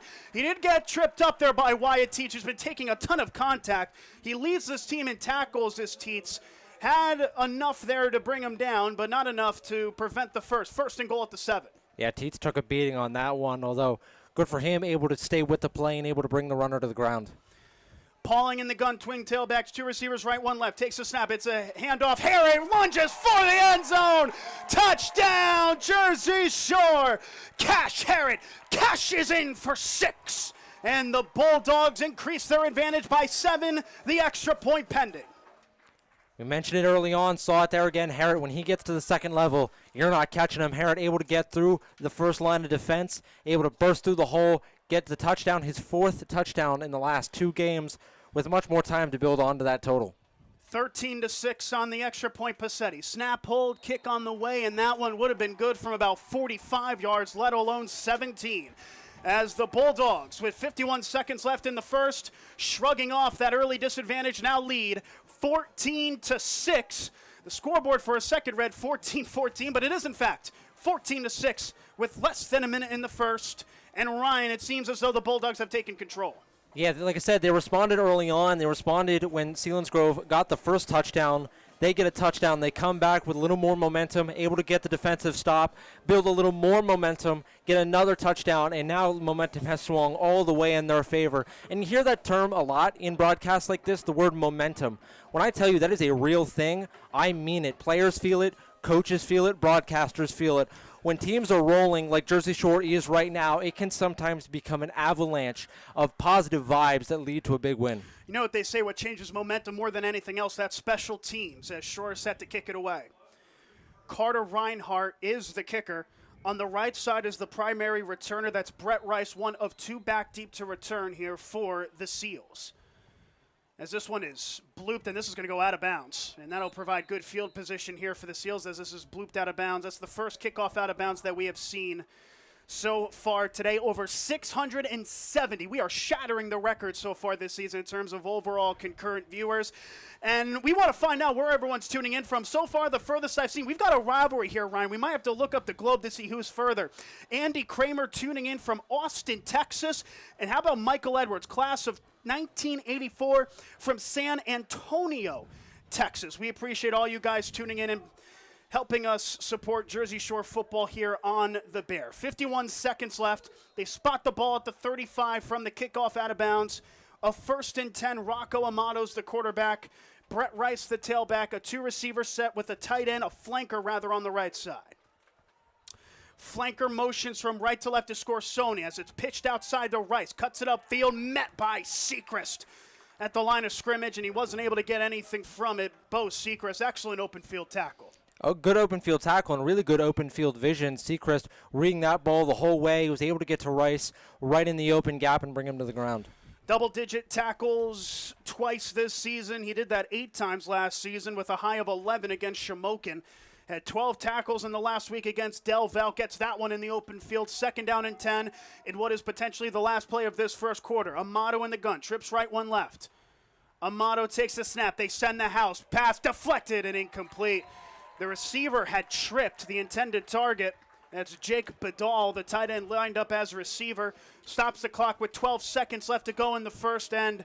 The Bulldogs still up 14-6. Yeah, and I think somebody there for Jersey Shore got a hand on that one. That ball wobbled out. The receiver slipped like you mentioned, but even if he was en route, that ball wouldn't have got to him. I think it got tipped there at the line. Didn't see who got it, but able to knock it down and force a 3rd down and long. Connor Yinling lined up as the edge rusher. Isaac Shirey, the defensive tackle left side. One of them got a piece. 3rd down and 10 with 12 seconds in the first. Amato in the gun to throw. Takes the snap, fires it deep, and it's incomplete over the head of everybody there. Stops the clock with 7.5 seconds left in this first quarter and a 4th and 10. And all of a sudden, this Seals' dream of a start is turning into a nightmare real quick. On 4th and 10 at their own 35, they're set to punt. I think this Bulldogs rush has really gotten to Selinsgrove. You saw it early on when they were able to score that touchdown. They were able to do it by these quick dump-off passes. Now they're trying to get some more throws deeper down the field. That one looked to be targeting the 15 to 20-yard range of the field, and when you have the Bulldogs running pressure at them like they are, you don't have time to get those throws downfield. Set to punt here is Rice. He sends it end over end. This one will be received at the 35. Takes it to the 40, and that's where he'll be brought down is Watkins. Right as the clock expires here in the first quarter, and the Shore are in business, leading 14-6 after 1 here in Selinsgrove. You're tuned in to Jersey Shore football on the Bear Country Sports Network. 42 years serving you. All Round Tire, your hometown service and tire sales center. Family owned and operated, All Round Tire features Cooper and many other brands, including Michelin and Firestone. Make us your first choice, not only for passenger, light truck, farm, and ag tires, but also for service, brakes, exhaust, belts, and hoses. We offer the only vulcanized flat repairs in the area. PA State Inspection 2, open weekdays 8 till 5, Saturday till noon. All Round Tire, Cement Hollow Road, Jersey Shore. 1 quarter down, 3 to go here from Selinsgrove, a Harold L. Bollig Memorial Field in the Grove of Pennsylvania. It's Jersey Shore 14.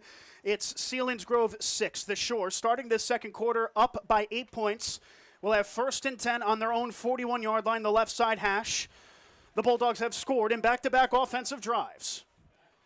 Pauling is in the gun. Twin tailbacks, Harrod to his left, Seacrest to his right, a 3-receiver set.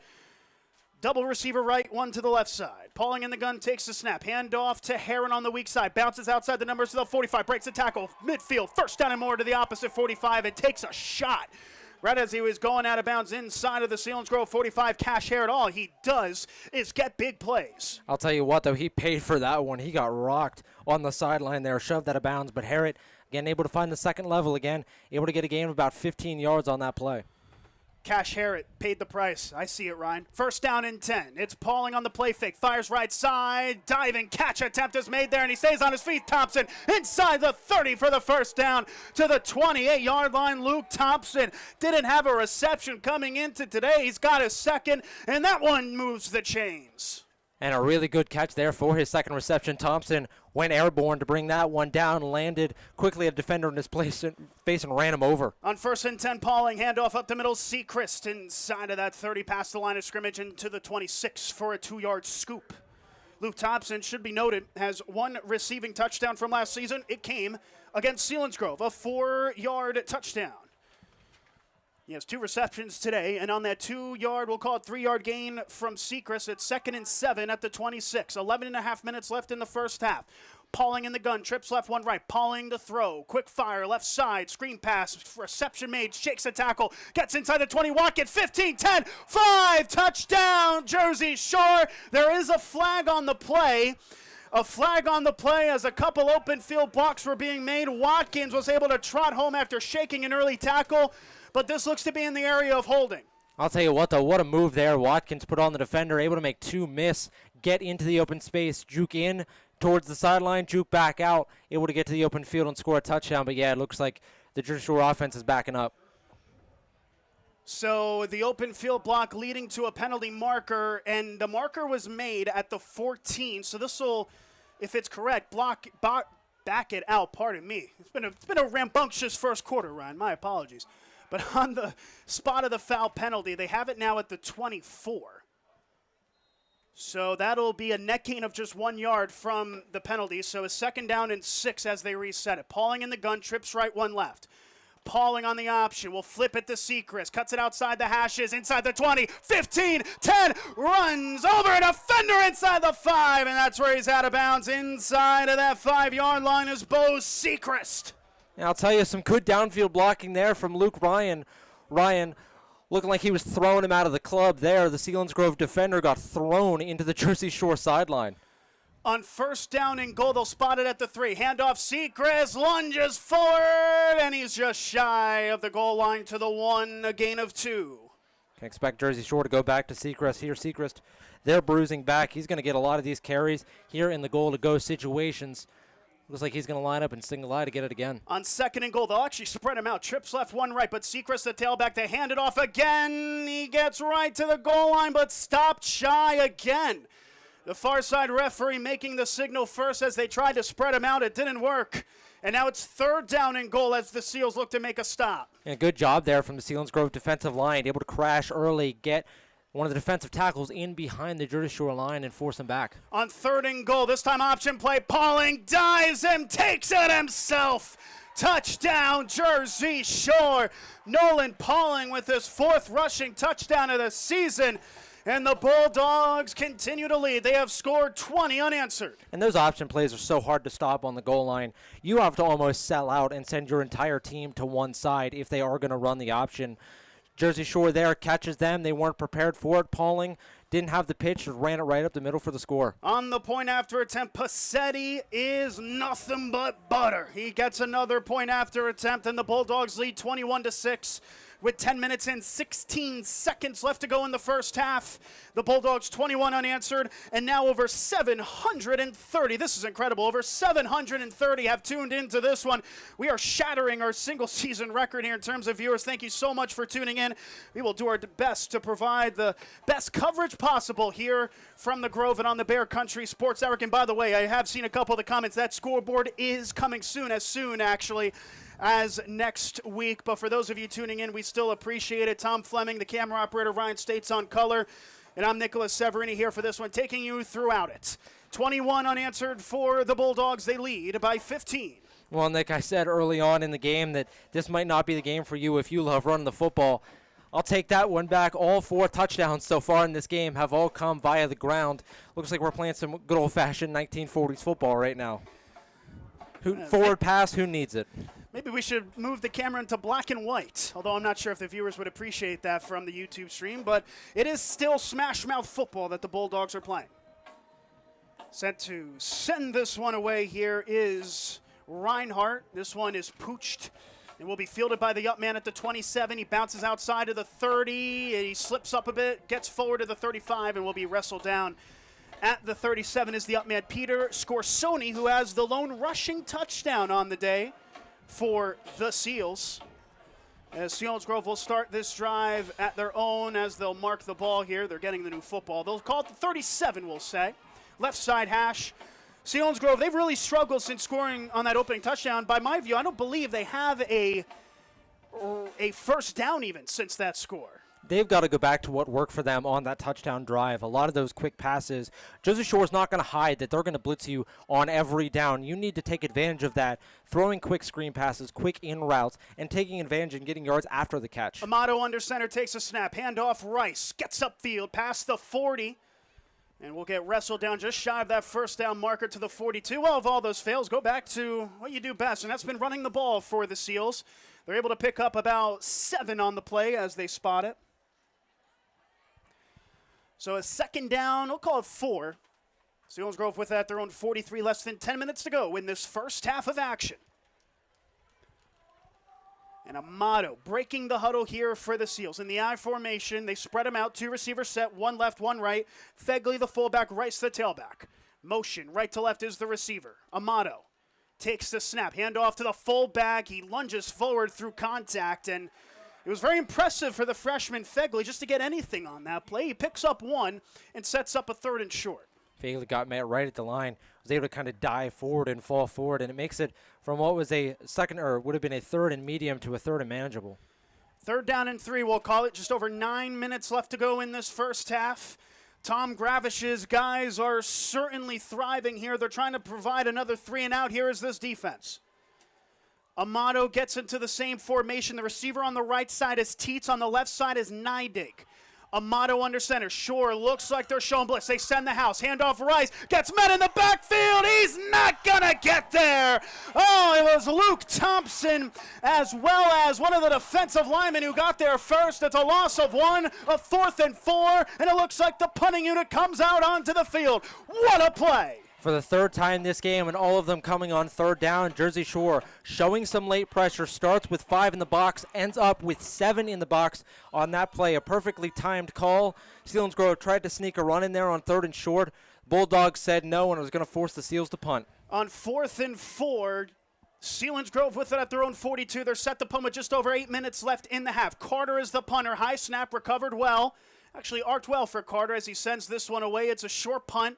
It takes a Jersey Shore bounce back to the 35, and one of the upmen was there to finally receive it as Ian Sassaman at about the 39-yard line. Not a large punt in terms of the net yards. You can't give blame, rather, to the punter, as in the end it took a bad bounce. We appreciate all the comments, and just a reminder, we're here for one reason, and that's for the players out onto the field, so make sure we're respectful in the comments section. At the end of the day, we are here to support the Bulldogs and the athletes onto the field. Make sure, as you're tuning in and you're supporting whoever you choose to support here, make sure to be as respectful as possible. Leave a like if you support us, and enjoy what you're seeing. We're enjoying what we're seeing in the press box as Pauling is set to throw. Fires left side, and it's a bobbled catch that's incomplete, rather.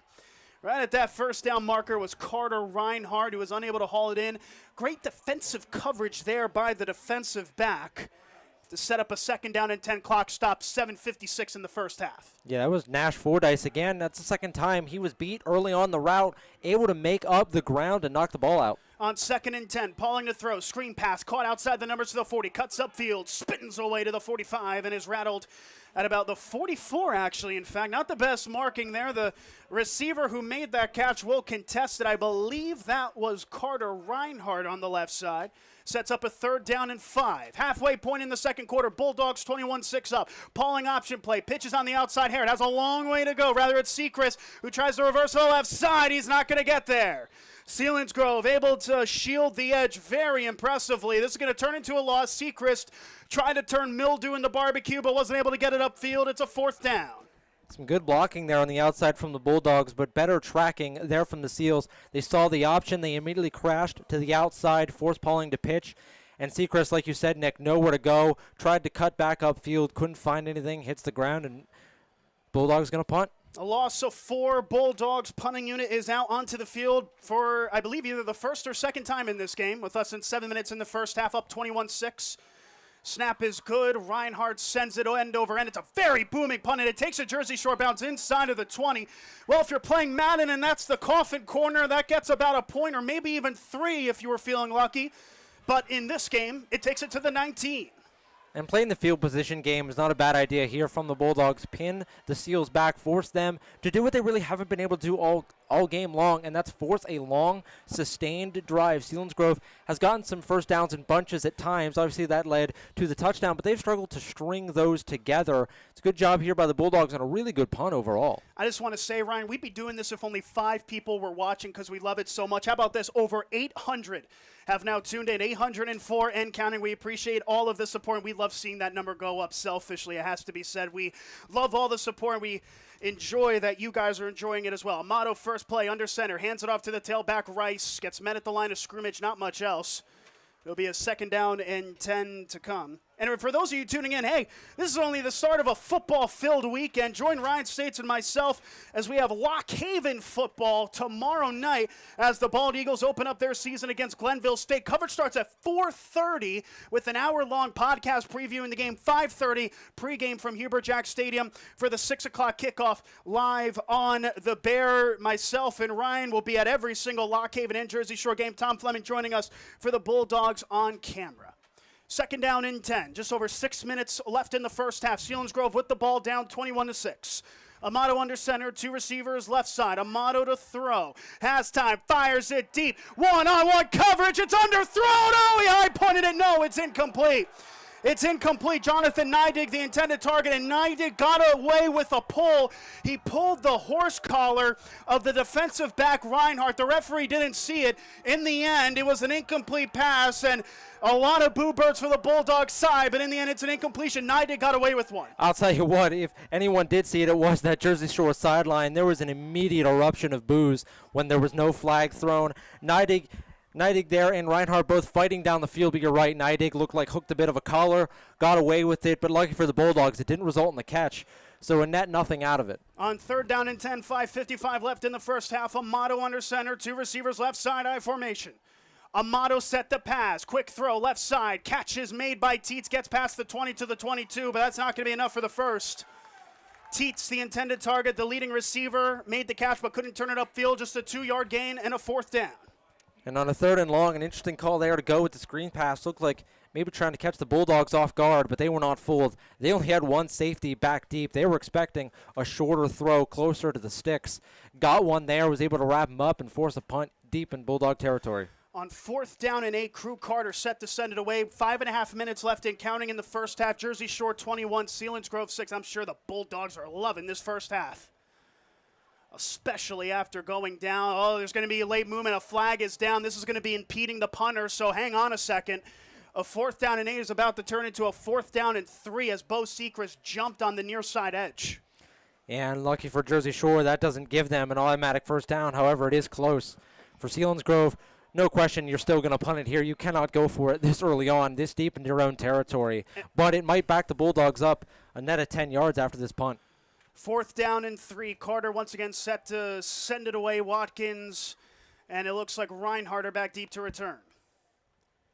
Snap good for Carter. Takes his time and sends one away. Watkins waves for the fair catch at his own 45-yard line. The up man making the reception. You kind of see what is going on here in terms of what Sechrist was trying to do. 4th and 8, they were backed up deep, trying to guess right and make a block kick, but it didn't work. Still 4th and 3, but it was too far deep to go for it, so instead the Bulldogs will have it close to midfield. And that's not a bad idea from Sechrist to try and go for it, especially because they know that it's not going to result in the first down. So he gets a little jumpy, tries to go for it, just got caught. First play, fullback dive. Sechrist lined up there on the weak side, takes it past the line of scrimmage to the 49, a 4-yard scoop. An ideal drive for Jersey Shore here would be to run out as much of the clock as you can. Selinsgrove does get the ball to start the second half. So for Jersey Shore, they want to chew up as much time as they can, not give Selinsgrove time to get another score before we go into half. And if Shore can go up and get another score, they will take command of this game. On 2nd down and 6, the quarterback Pauling in the gun, takes a snap, takes it himself. Quarterback draw past midfield to the opposite 49 before getting wrestled down to the turf.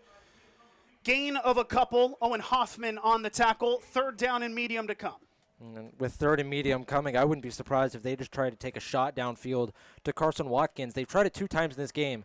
Both times, it ended up resulting in what would have been a good play. The first time, Watkins able to make the catch. The second time, a hair away from a touchdown. I wouldn't be surprised if they try to throw it to him deep here as well. They need the Seals 45 for the first. 3rd down and 4. Pauling in the gun, takes snap. They're going to hand it off instead to Hara on the weak side. Lunges forward, right at the first down marker. It looks like he got it. Tough running there from Cash Aaron. We've been talking about the pace and the quick first step from Harrod. He's proven, the sophomore, that he can stick a shoulder pad down and get the first himself like he does there. He needed 4. He got 5. And fresh set of downs here for the Shore with less than 4 minutes in the half. Up 21-6. Pauling in the gun, takes a snap, play fake, set to throw, steps up now, runs out of time, rolls out to his left. He's going to tuck and run it. Stutter steps past the defender, but no, a trip shoestring tackle to the 41 and a 2-yard gain.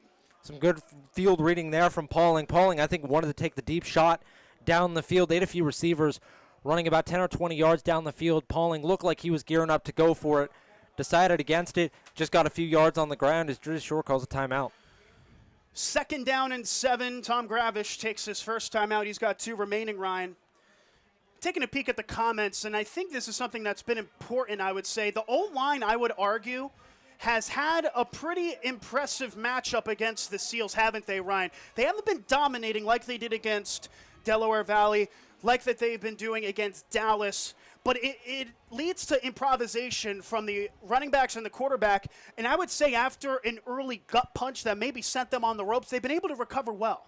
And I think that we are at a real flux point here with football conversation as a whole, where people are finally understanding the importance of both the offensive and defensive line and how they can impact and a lot of times win you games. Jersey Shore, all 3 of their games this year, they have been really good up front. It is what's led to their good run game and their good defense. O-line doing a fantastic job here, giving them lanes to run, like you said, and the Bulldogs taking full advantage. On 2nd and 7, 2 right, 2 left. Pauling in the gun, set the throw. Rolls out to his right, fires right side, and the catch is made for the first down. Luke Ryan gets upfield and down at the 31-yard line. That had to be played perfectly as Jake Badal nearly had a pick 6 there. He closed it down, but the throw was powerful enough to find Ryan for the first. Yeah, but Dahl gave all he had, diving as far as he could to try to get that ball, maybe a fingertip length away. Pauling on 1st and 10, quick option play, pitches left to Seacrest, cuts it upfield inside the 30, makes a tackle miss, and gets rattled down at the 26. And that'll be a gain of 5, a 2nd and 5, less than 3 minutes left in the first half. The Shore really chewing clock here. That's what they want to do. Like I said, they want to keep Selinsgrove from having another possession in this game. If they can take this clock under 1 minute, they'll be happy. Well, I was just saying they were chewing up clock, but in fact, they're going to call a timeout here.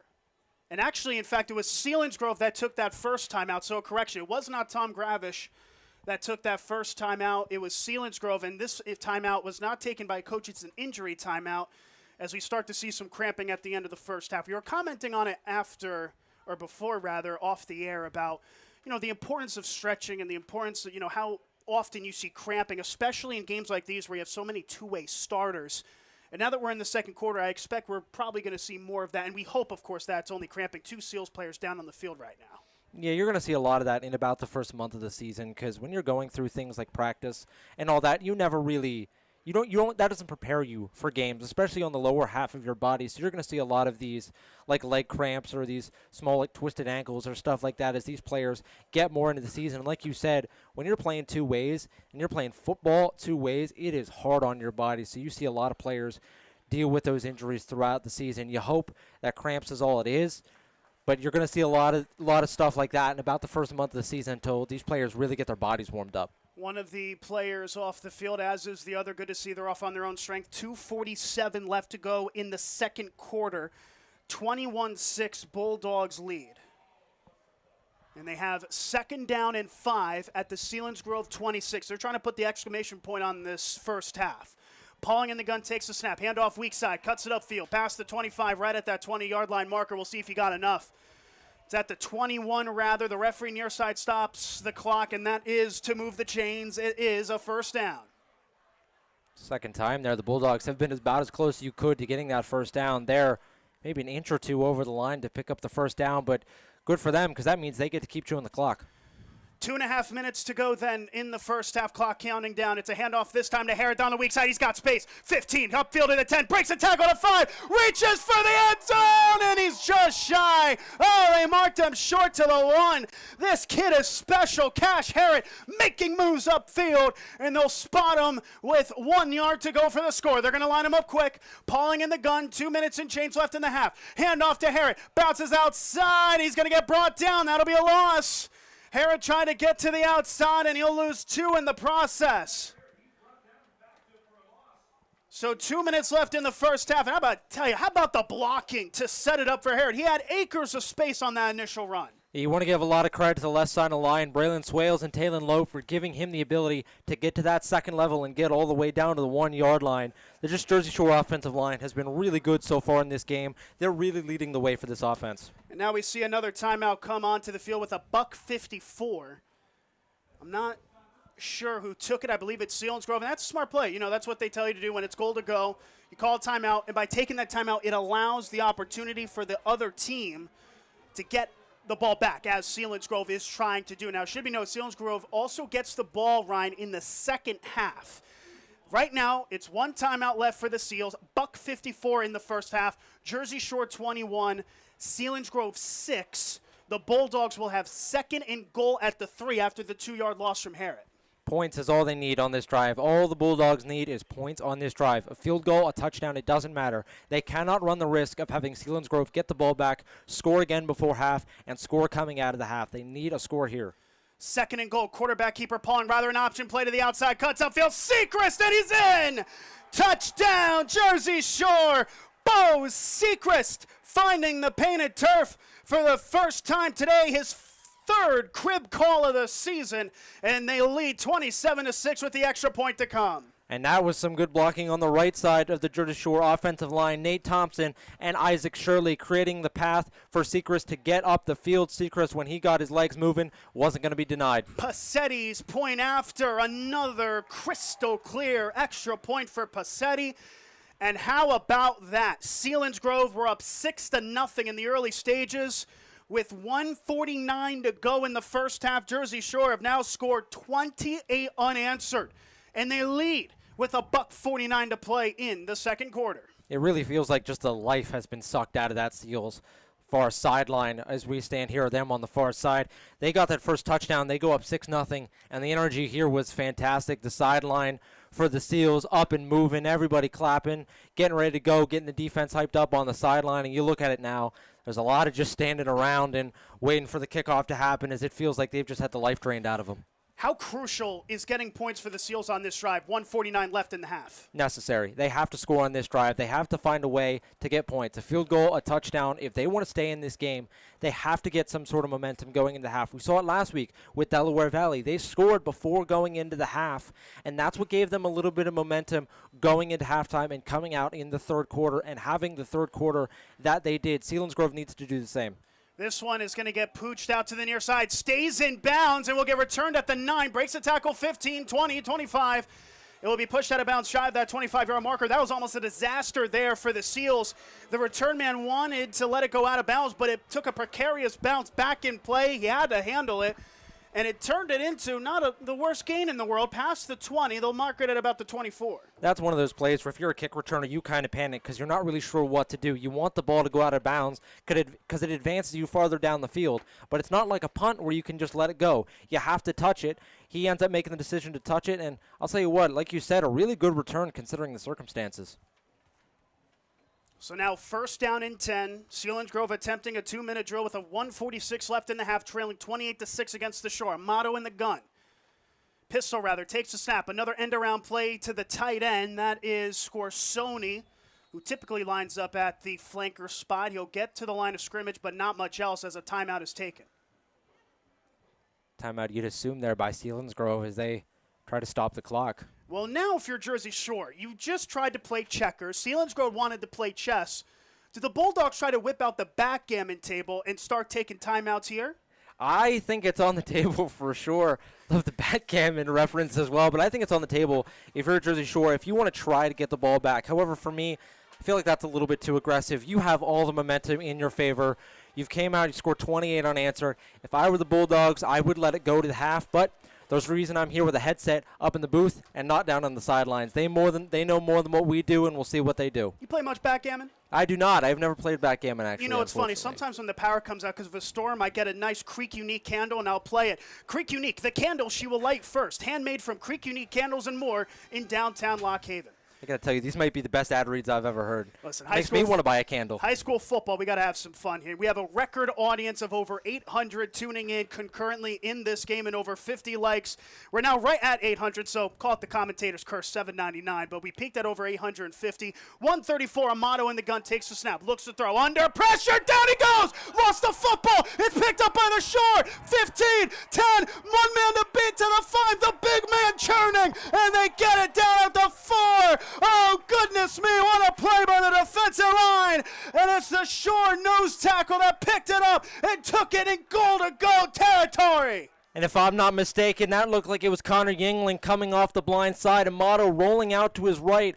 Didn't see behind him The Jersey Shore defender in full pursuit, able not only to bring him down, but a bit of a peanut punch to knock that ball out. The Bulldogs recover, and now they have a chance to go up even more. You play backgammon, you better play orange and white. First and goal, Pauling in the gun, takes the snap, handoff, Secra spins into the end zone. Touchdown, Jersey Shore! On the first play from scrimmage, the Bulldogs have a touchdown. It's 34 unanswered on the road. The extra point from Passetti to come. Oh, Bulldogs in the second quarter. Yeah, and that 6-0 lead for Selinsgrove feels like it was years ago at this point. Jersey Shore, ever since, not letting their foot off the gas. They've completely come out and dominated the back end of the first quarter and the entire of the second. This Bulldog team is barking and they're biting here at the Seals ground here as the point after is good.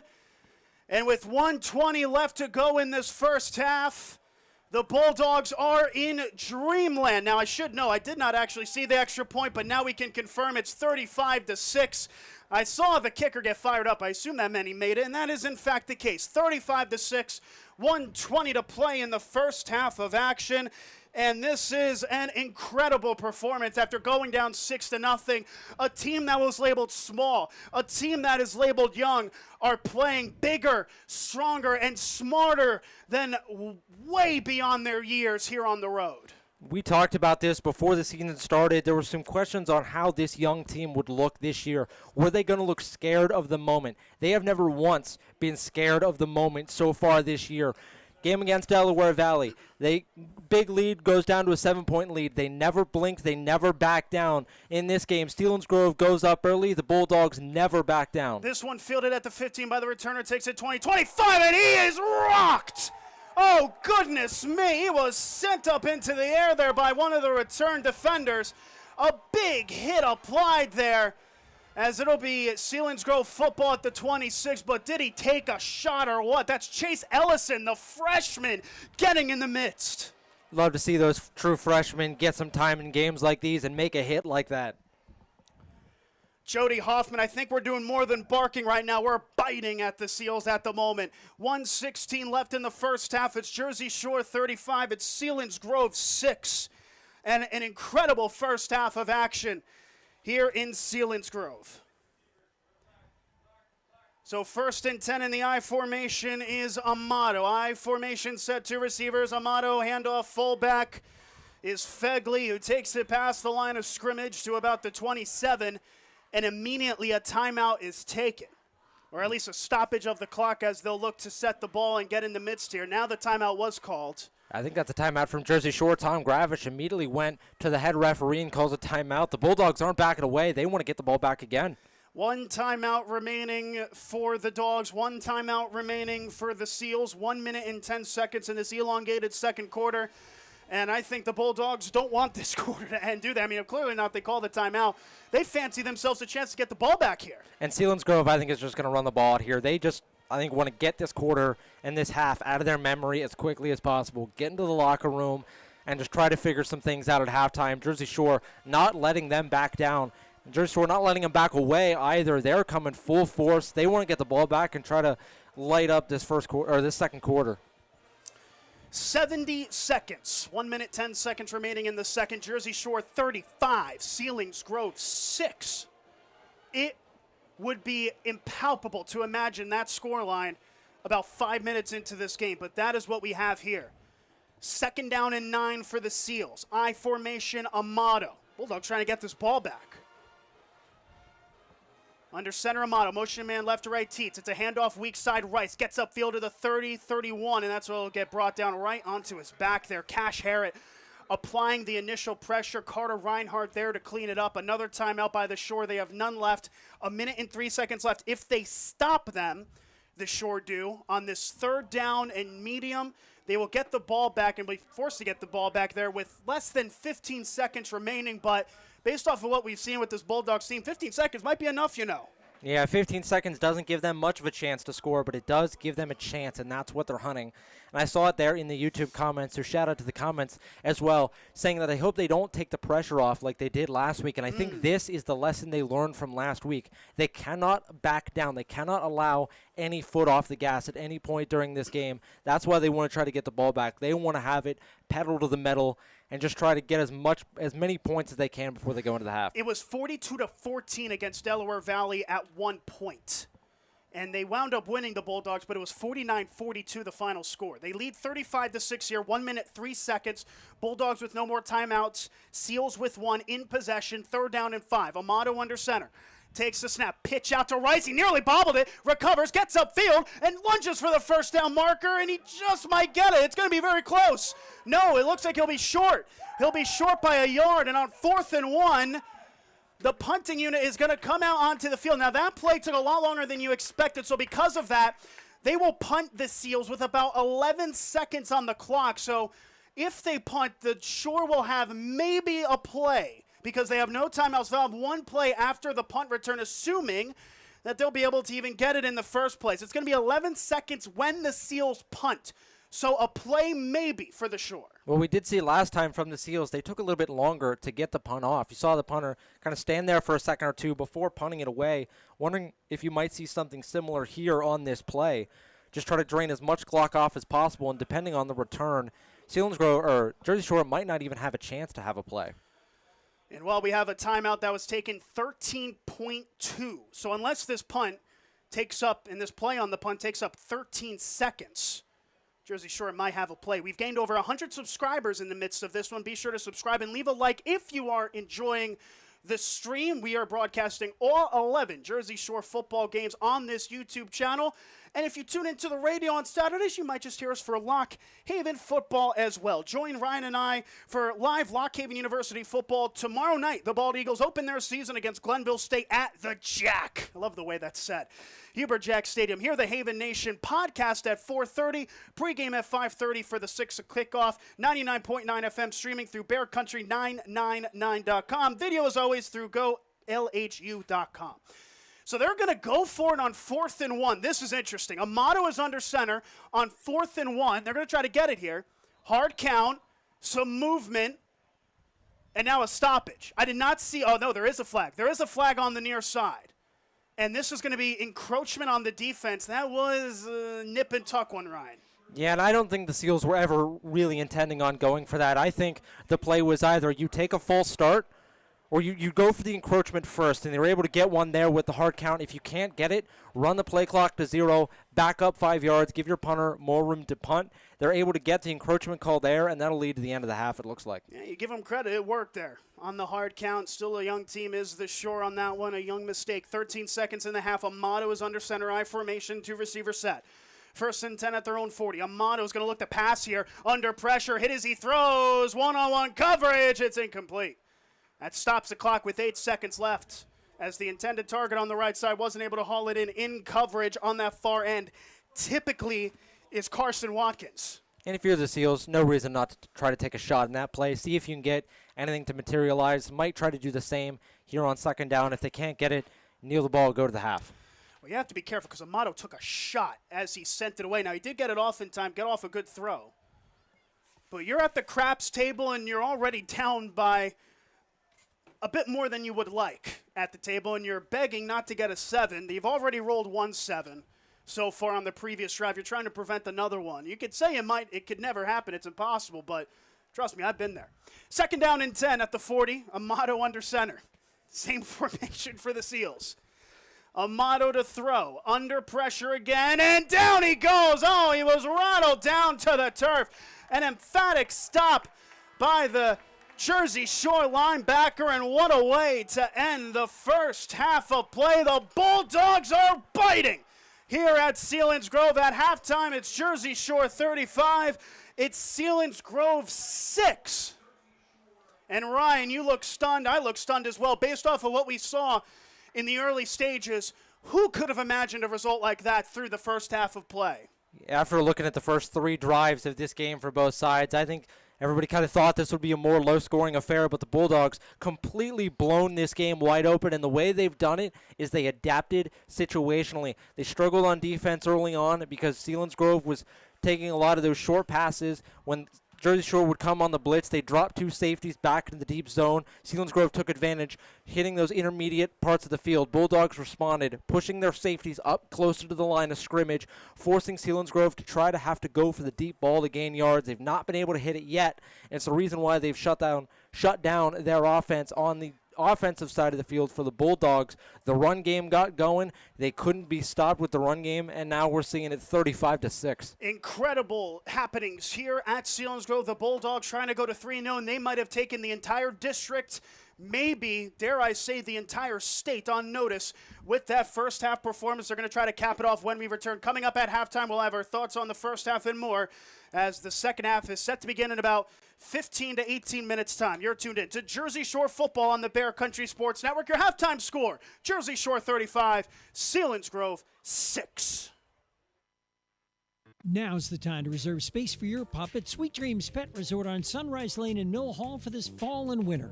Individual indoor suites for your best friend featuring raised dog beds, grooming on site, air conditioning, radiant heat, and an outdoor playground.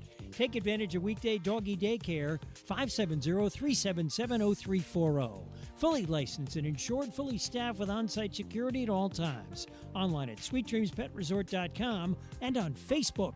Sweet Dreams Pet Resort, where we treat your dog like family. It seems like there's an automotive parts store on every corner, and they all probably have the part or product you need. But do they know what you need? And do they know they have it? For automotive parts and knowledge, come to the automotive parts store that has automotive experience, Napa Auto Parts. The staff at Napa Auto Parts has the experience to answer your questions and make sure you get what you need. Napa Auto Parts, Hogan Boulevard, Mill Hall, and Bridge Street, Jersey Shore. Napa Auto Parts, Central PA's trusted source for automotive parts and knowledge for generations. A proud supporter of the Jersey Shore Bulldogs, TLC Fuels is a family-owned local business. Established in 1998, TLC Fuels serves residential, farm, and commercial customers from their Jersey Shore location just off of Route 220 at the Pine Creek exit. From fuel oil to diesel fuel and gasoline, TLC Fuels has thrived on a consistent dedication to you and your family. Call 570-753-5722 today.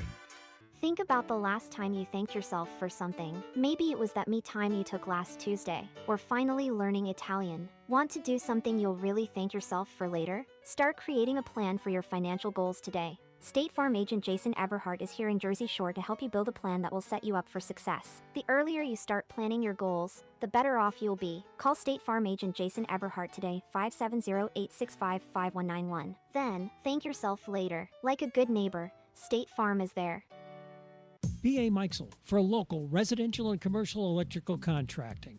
With over 15 years serving central Pennsylvania, B.A. Meixel has built up relationships with hundreds of home and business owners in Jersey Shore and beyond. Trust B.A. Meixel's trained electricians for all of your needs. Take advantage of their industry-leading guarantees. Call 570-398-7837 today to find out more. B.A. Meixel Electric, proud supporter of Jersey Shore sports. WQBR 99.9 FM. Welcome, Creek Unique Candles and More and Tightrope Films to Lock Haven. Located at 20 Bellefonte Avenue, featuring handmade candles plus everything from dog treats to 3D printed vases, all handmade products. And Tightrope Films, where Thomas Fleming looks to give your wedding or other special event a special look. Content for clients at an affordable price. Visit today. Creek Unique Candles and More and Tightrope Films, open 10 till 6 Monday through Saturday.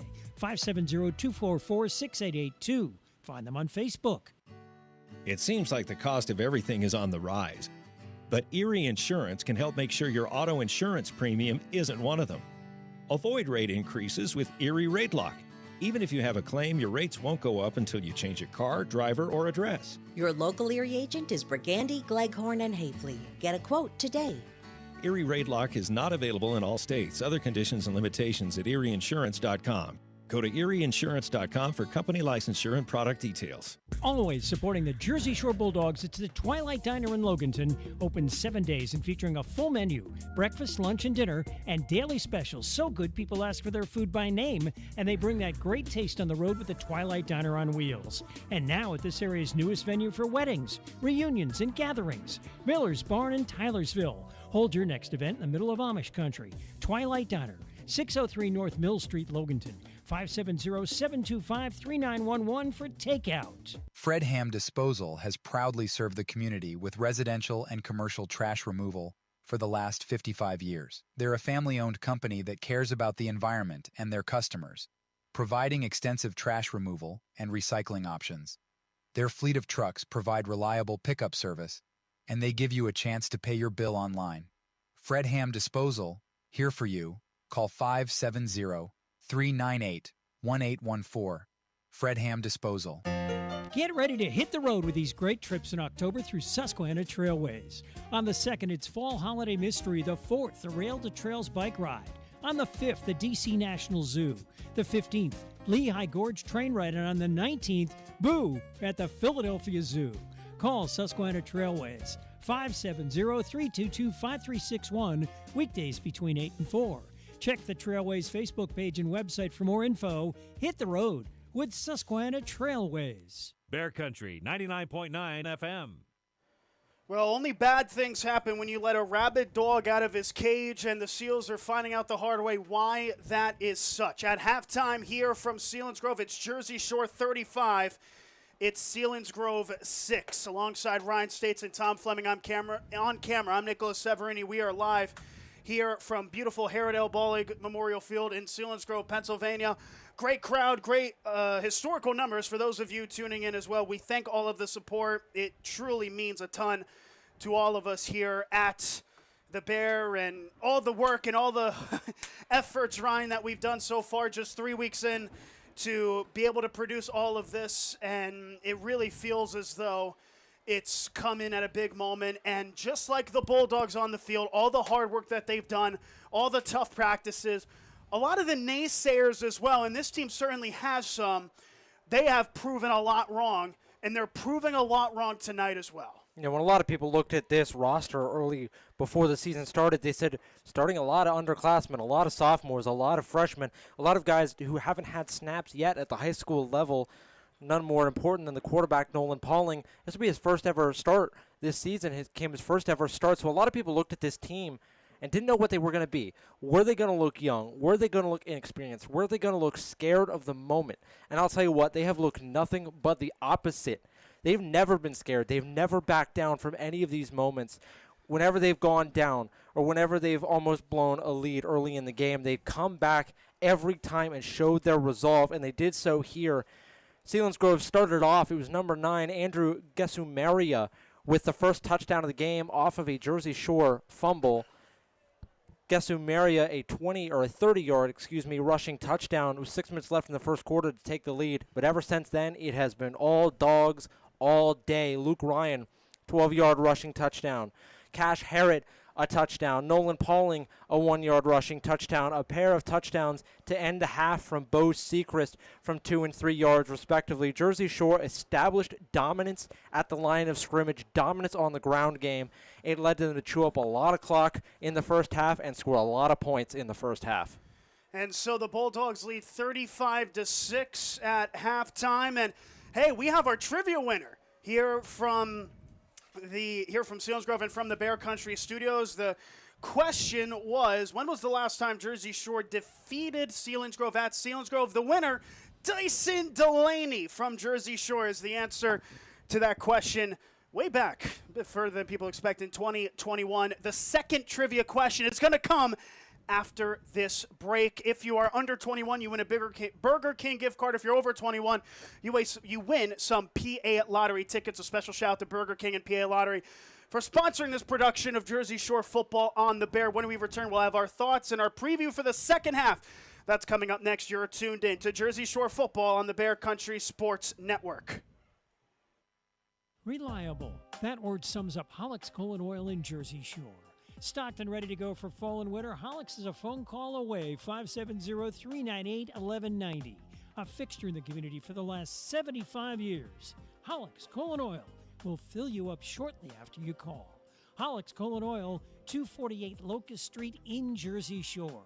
Hollick's Colon Oil, 570-398-1190.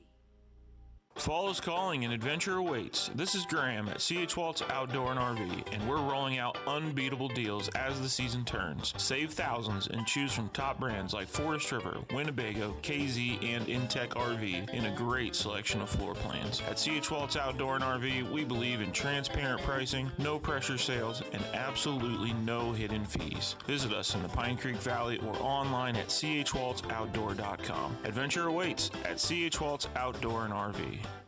Life moves pretty fast, and so does technology. So we should be proud that after over 40 years, Reese's Print Shop in Lock Haven still provides excellent work for everyone in Bear Country.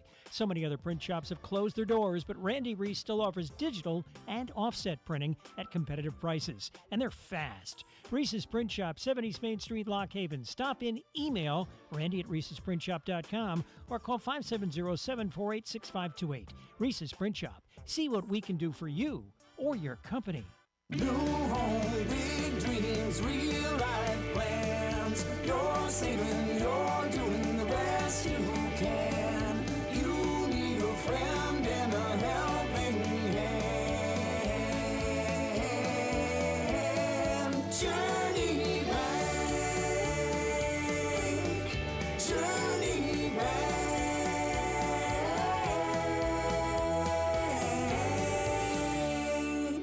Since 1925, Erie Insurance has been providing protection. Auto, home, life, business, and flood insurance. Annuities, too. Get a great price and the service you expect from your local Erie agent, Fager Insurance Agency in Lock Haven, serving the area for the last 57 years. Find out why over 90% of Erie Insurance customers renew year after year. Call 570-748-3570 to get a free quote. Fager Insurance Agency, 511 East Church Street, Lock Haven. Cutting Edge Country, WQBR, The Bear. Charles Construction is a full-service site development contractor performing all phases of residential and commercial work. Excavation, foundations, sewer, water, and underground utility installation. Paving, too, also working with the natural gas industry. Community-oriented, Charles Construction supports the Jersey Shore Bulldogs. Call today, 570-753-3595, located in Avis at 858 East Central Avenue. Charles Construction, serving the community for the last 54 years. You owe it to yourself to come into Kleiny's Home Furnishings, Route 150 between Woolrich and Avis, and find out for yourself why generations of happy customers keep coming back, keep coming home to Kleiny's. Quality, value, service, selection. And Kleiny's offers free delivery and 6 months same as cash. Right. That's why it keeps our family coming back, coming home to Kleiny's. Online at kleiny'sfurniture.com. From mowing to harvesting and taking care of snow, Daughter Equipment just south of Mill Hall on Route 64 has what you need to get it done. Want to keep your home warm and cozy? Check out the Crown Royal Outdoor Furnaces. If you're cutting your own firewood, Daughter Equipment is your steel dealer. Daughter Equipment for Kubota, Honda Power Sports, Suzuki, Land Pride, steel, trailers, and accessories. See it all now at Daughter Equipment, just south of Mill Hall on Route 64. Visit us online at daughterequipment.com. Why choose a Sleep Number smart bed? Can I make my site softer? Can I make my site firmer? Can we sleep cooler? Sleep Number does that. Cools up to 8 times faster and lets you choose your ideal comfort on either side. Your Sleep Number setting. It's the Sleep Number biggest sale of the year. All beds on sale, up to 50% off the limited edition smart bed. Limited time. All Sleep Number smart beds offer temperature solutions for your best sleep. Check it out at a Sleep Number store or sleepnumber.com today. Looking for a great time in Avis? Head to Mother Carol's Midtown Bar, the friendliest place in town. Grab a cold beer or malt beverage, soak in the good vibes, and meet the amazing bartenders and friendly crowd.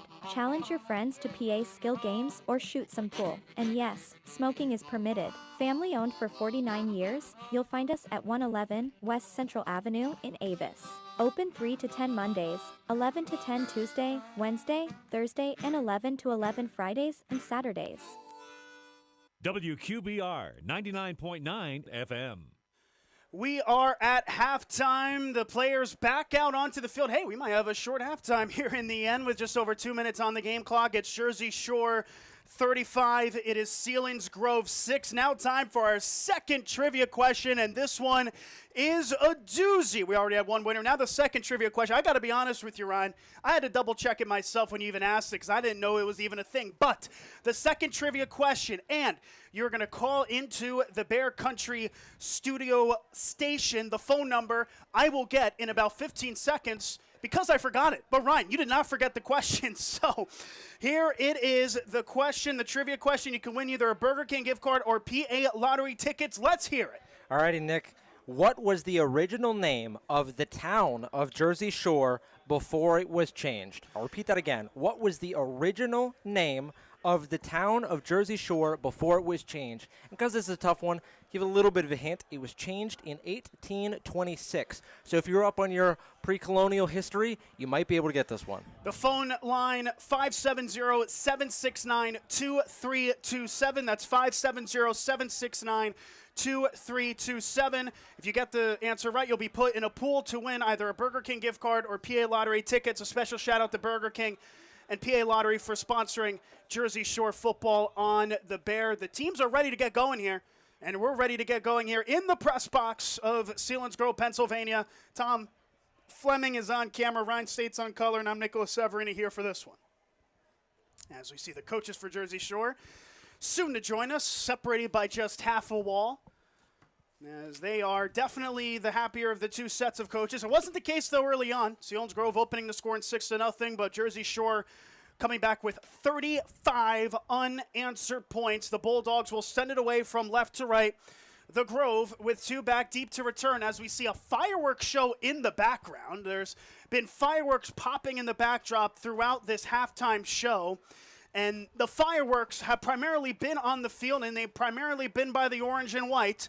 Although we have a very pretty fireworks set. I can see Tom Fleming is very much tempted to just show the fireworks, but he is holding the restraint for now as we show the action on the field as we're set to get this second half of action underway at the Grove. The Bulldogs in white kicking left to right. Selinsgrove to return from right to left. This one will be fielded by Rice at the 15. Takes it 20 outside the numbers 25. Bounce down at the 27. So where do Selinsgrove go from here, Ryan? Down 35-6. They had some promise, but that has dissipated. Well, you have to do what worked for you in the first half, and what worked early on was those short passes on the 5 to 6 yards down the field and using those to set up the run game. They've been trying to set up the run game early on first down. It hasn't worked because Jersey Shore isn't scared of their pass attack. Selinsgrove needs to make them fear the pass before trying to go back to reestablish the run. On first down and 10, Amato is under center on the right side, hash 27 is where they'll spot it. Two receivers, one to each side. Tailback is Rice. And now they have 10 players on the field. The fullback, Fegley, just coming into the game. As Amato will take the snap, handoff to Rice, gets upfield past the line of scrimmage, but I'm not sure if he got any. Only to the 27 there was Brett Rice. 139 rushing yards in 2 games this season. A very productive running back is the senior. He struggled a little bit more, though, today, as that one only gets to the line of scrimmage. Yeah, this game has certainly mirrored his production last game, where Selinsgrove has just not done a good job, like I said, setting up the run game. Jersey Shore is not at all afraid of the pass of Selinsgrove trying to pass it deep down the field. They're stacking 10 or 7 or 8, 9, even sometimes 10 in the box and daring the Seals to throw. Second down, 10 to go. Amato in the pistol. Rice behind him. Takes a snap. Handoff again to Rice. This time has a seam. Cuts upfield. Gets past the line of scrimmage. But that second wave of Jersey Shore linebackers was quickly there to close it out as he only gets to the 29. And what looked to be a potential big gain only goes for 2. I'll tell you what, Nick, there's nothing that I don't like more than rushing on 2nd and long. You are almost daring your offense to set up for a 3rd and long every time you do it. Sometimes it'll work out to your benefit, but a lot of the times it does not. I'm surprised that it's not the first time this game that they've done that. Jersey Shore making a couple changes on the defensive line. Townlope, one of those who are still staying in the game on the outside edge, is still Thompson on the near side. On 3rd down and 8, Amato in the gun. Takes a snap, looks left side. Quick throw, quick catch made right at the first down marker is Teets. And on that second effort, he might have gone just enough. No, he didn't. He did not. He needed 8. It looked like he got 7. And the Seals, is it the last chance saloon? Are they going for broke? I think you have to at this point. You really have nothing to lose if you do go for this here. I mean, what's the real difference between being down 35-6 versus 42-6? I think for Selinsgrove, you have to get some momentum back to get back into this game. I think You're on your own 35, 36-yard line. I think this is a no-brainer. You have to go for it. You have to try to fight to get back in this game. On 4th down and 1, here we go. Amato going for it for the Seals. Under center, tailback behind is Rice. Motion man right to left. Now the fullback as Amato tries to take it himself, and he's got it. Past the 35 and the first down to the 37. I got to tell you, Ryan, I really apologize for getting off track. This is the longest fireworks show I have ever seen in my life. It's gone on for about 20 minutes on the right side. If you're hearing loud thumps, that is the cause for it. As Selinsgrove was able to thump their way for 3 in the first down with their quarterback, who has negative 32 rushing yards coming into today because of the sacks. That one, no positive, and it keeps the Seals alive on this drive and maybe in this game. 9.5 minutes left in the third. Shore 35, Seals 6. Amato in the gun. Trips right, 1 left. Rice the tailback. Amato to throw. 5-man rush. Fire right side. And an excellent throw. Caught made at the 45. Pass midfield's got the first down. And he's still loose. 40, 35, 30, 25. And he's brought down from behind inside of the Shore 25. That's Jake Badal, who initially barely made the reception but kept moving forward.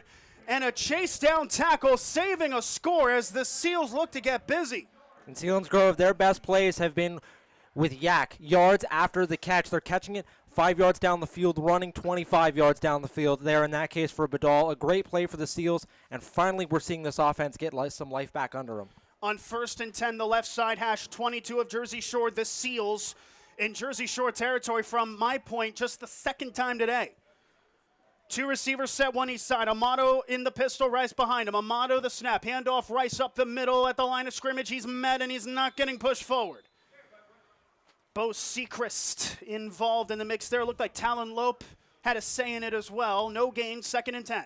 Selinsgrove again, first down, run the ball. It's been very predictable play calling for them, I'd say, so far in this game. They've been really trying to establish that ground game. And give credit to the Bulldogs. They're just not letting them have it. The running game continuing to struggle. Seems like you mentioned the yards after the catch, Ryan, but it's just been some trick plays and a lot of those slant routes that have been productive. So they go again, trips right, 1 left. They're going to spread him out here, the Seals. 2nd down and 10. Amato in the pistol. Behind him is Rice. Amato looking to pass. Looks to the right side. He's going to fire it deep. One-on-one covers to the end zone. Jump ball. And it is intercepted. Picked off on the high point on the far side. Another Jersey Shore turnover on defense. And the potentially productive drive comes to naught for the Seals. And we can hear the emphatic applause from the coaches here right beside us up here in the box. But Selinsgrove, for only the second time, I think, this game, they tried to take a deep shot down the field. The first time it was almost a horse collar call on their own receiver. Now an interception. Selinsgrove, a good drive spoiled by a turnover. Jersey Shore gets it back in good position. Watkins on the pick. First play, Pauling, handoff outside, breaks the tackle. Sechrist in the backfield, cuts upfield to the 25. Does a really good job to hold on to the football as he's wrestled down at the 26. In there on the stop, looked like Crew Carter, who is slow to get up at the moment as the medical staff comes out onto the field. Carter was there on the tackle. Initially, it looked like a worry. One of the Seals players looked pretty worried on the opposite side, but a good sight to see as Carter gets up but comes back down on one knee as the excellent athletic trainers are out onto the field to tend to the linebacker who made an excellent open field tackle. I'll tell you what, it sounds like those fireworks are still going on. It's provided one of the best backdrops for a football game I think I've ever seen. A beautiful night here with the lights shining down and the fireworks going in the background. But yeah, it looks like good there from Selinsgrove. The player able to get up quick. Looked like he hopped up right away, maybe went back down, trying to stretch some more things out, but walking off on his own power and looks like he'll be good to go. Carter walking on his own strength. That's a really good sight to see. Halfway point here in the third quarter. Jersey Shore 35 and Selinsgrove 6. 7:37 on the clock in the third. Bulldogs trying to get into the mercy rule. They will with the score here. 2nd down and 4. They have it, though, at their own 28. Long way to go to do that. As Pauling takes the snap, handoff to Hare upfield. First down and more to the 30. Bounces outside 35, and that's where he'll get wrapped up at the 36. And another awkward landing there for a Selinsgrove defender. It looks like he'll remain in the game as he made the tackle, I believe. That was, again, the number 11, Wyatt Teets, who made the stop, but not before Harrod had enough for the first, out to the 36. And the big adjustment the Bulldogs have made in their run game is running the ball more to the outside. When they're running up the middle, they don't have success. Running it outside the numbers, they're finding a lot of it. Pauling to pass on first down, rolls out right, fires, tight corner, but he makes the dive and catch. Was Luke Ryan for an 8-yard snag. That was a very pretty ball. And an excellent point on the catch for Ryan. That picked up, we'll call it 8. Every time Pauling moves out on the run like that and throws it with almost gunslinger-style approach, jumping up and throwing it almost sidearm there, every time the conventional football fan in you worries a little bit because those are the throws that you're used to, low percentage throws you're used to not want to see your quarterback make. With Pauling, that's where he's at his best. And unfortunately for the Shore, it'll be for naught. This is a late flag, and it's a holding on the Bulldogs. I didn't see a holding there. It must have come from the outside, away from what we were looking at there, Ryan. But a holding is called. That'll back the Shore up to their own 26. So instead of an 8-yard play, it'll be a first down and 20 after the hold. Well, that'll sometimes happen when you do have a quarterback that's on the move a lot. It's really hard on those offensive linemen when your quarterback's running around in the backfield to know where he is. And if you see it late, you try to grab to get back over to him. Sometimes that can force a hold. It happens a lot. Honestly, I'm surprised it doesn't happen more with the Jersey Shore team. A lot of discipline on that line to not have it happen more often. On 1st and 10, Pauling will hand it off to Hare. Tries to bounce to the outside, gets upfield. He's got positive yards, 25 outside the numbers 30, and then brought down at the 32. That's going to negate a lot of the penalty yardage as the sophomore picks up 7. I apologize, Ryan, for laughing. I'm in the comments section, always keeping an eye. Carl Schafel says, stretch those chains, followed by an or not. Very unfortunate there on the holding penalty. That one, though, goes for a good gain. Second down after the 6-yard snag. 2nd and 14 is the call. And we love looking at the YouTube comments here on the broadcast. It provides some great jokes up here on and off air, so keep them coming. On 2nd and 14, it's an end-around play to the receiver, but he's not going to go anywhere. This is going to be a loss. Excellent play to seal the edge. Mason Vasquez is typically the edge rusher on the outside. I believe it was him who made the play. It's hard to see with the lighting and the shade of the uniforms, as Max Sheltman might have also been there on the tackle. It'll be a loss of 2, a 3rd and 16. And Nick, do you hear that? That sounds like Carson Watkins music to me. Watkins been their go-to on 3rd and longs. See if he'll get the ball here, but I expect him to. Pauling to throw. Blitz is covered. Now he runs out of time. Pauling is just going to have to throw it away. This time they were there. A bit of a late contact. Pauling went down late. Eyes on the official, and he keeps the flag in the pocket. That was an awkward landing for Pauling.